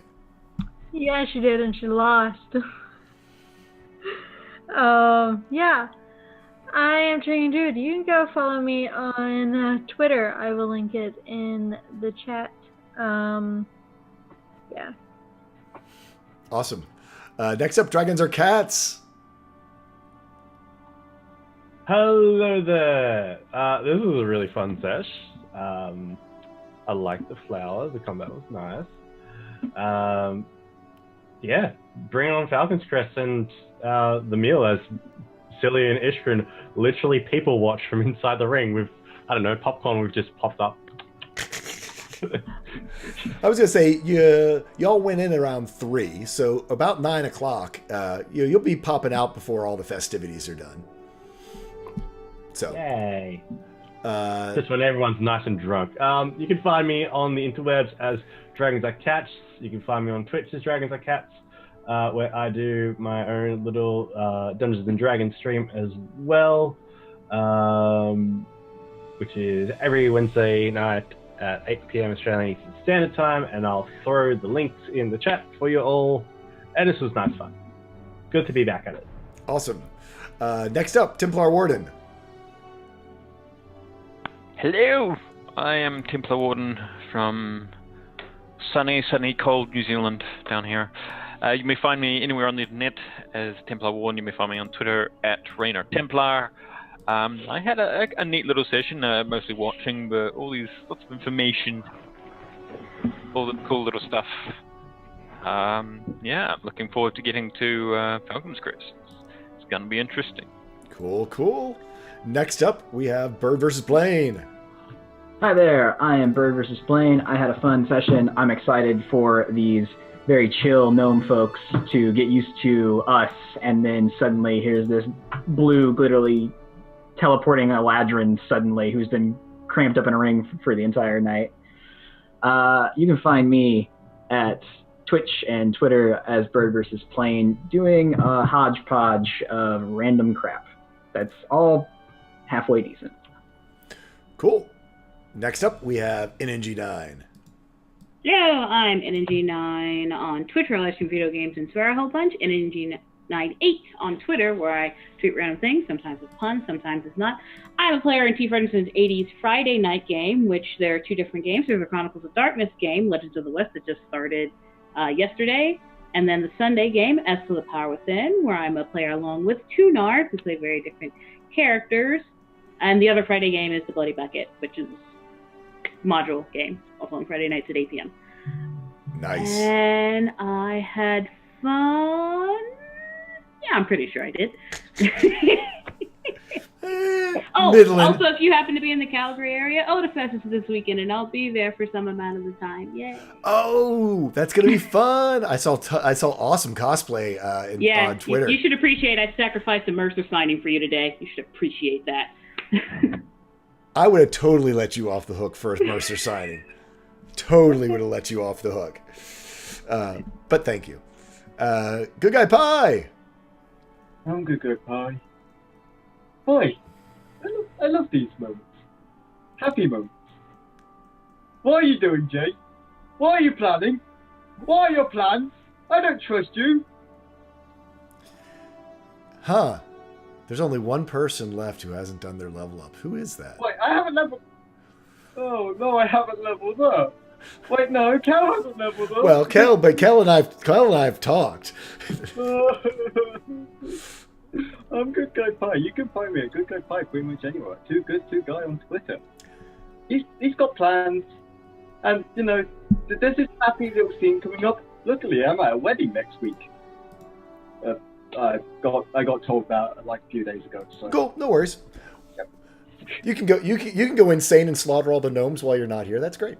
Next up, we have Toonarth. Not. Yeah, so I'm Toonarth here in chat. I'm Colin65 on Twitter, where I don't really do much but retweet the things I'm in, one of which is this, which I hope you've enjoyed. And as NG9 said, I am also in T. Fredrickson 80s Sunday campaign, Esla the Power Within, at 2 p.m. Eastern on T. Fredrickson 80s channel, which NG9 Linked, where we definitely play very different characters, and Claudia's brother's a dick. And because that's the tagline of the campaign at this point, I also have on my YouTube channel a playlist with videos of the music that I have composed for and that has been inspired by this very campaign of the Vice. So I hope you drop by and have a listen and enjoy it. And tune in next week where we find out how these lovely, peaceful, wonderful gnomes will pay in pain and suffering for having associated with us at all. What do you think? I mean, you think I would kill off poor little innocent gnomes who are doing the good work? Think you would do absolutely anything and everything. I am Tall Squall. I am just trying to have this nice, beautiful, peaceful moment amongst the trees for my party, and they think I'm going to do something horrible. What do you... What do you mean think? We know you will. Anyway, thank you guys, everyone, again, for all your donations, for all of your support of our channel through the last 64 episodes. And thank you guys for turning in. Lots of announcements coming up in the next several months. So stay tuned for those. I'm about to head over to the Wizards of the Coast channel to do fun and exciting things, which apparently are even more fun and more exciting tonight than I knew. So let's go see what that's all about. And hope to see you all there, and hope to see you all for the Vice next time, sometime soon. Falcon's Crest on the horizon, literally. Oh, and DM's Desk. And DM's Desk tomorrow morning at 8 to 8:30ish a.m. tomorrow, where we are going to do fun, lots of NPC creation, because dear Lord, NPC insanity. So hope to see you there. And also on Tuesday at 6 p.m. I'm sorry, 7 p.m. 8 p.m. What time is it? It's at 8 p.m. Eastern. Golly. At 8 p.m. Eastern this week, we start a campaign in the Midgard setting by Kobold Press on the Encounter Roleplay channel, and it is freaking awesome.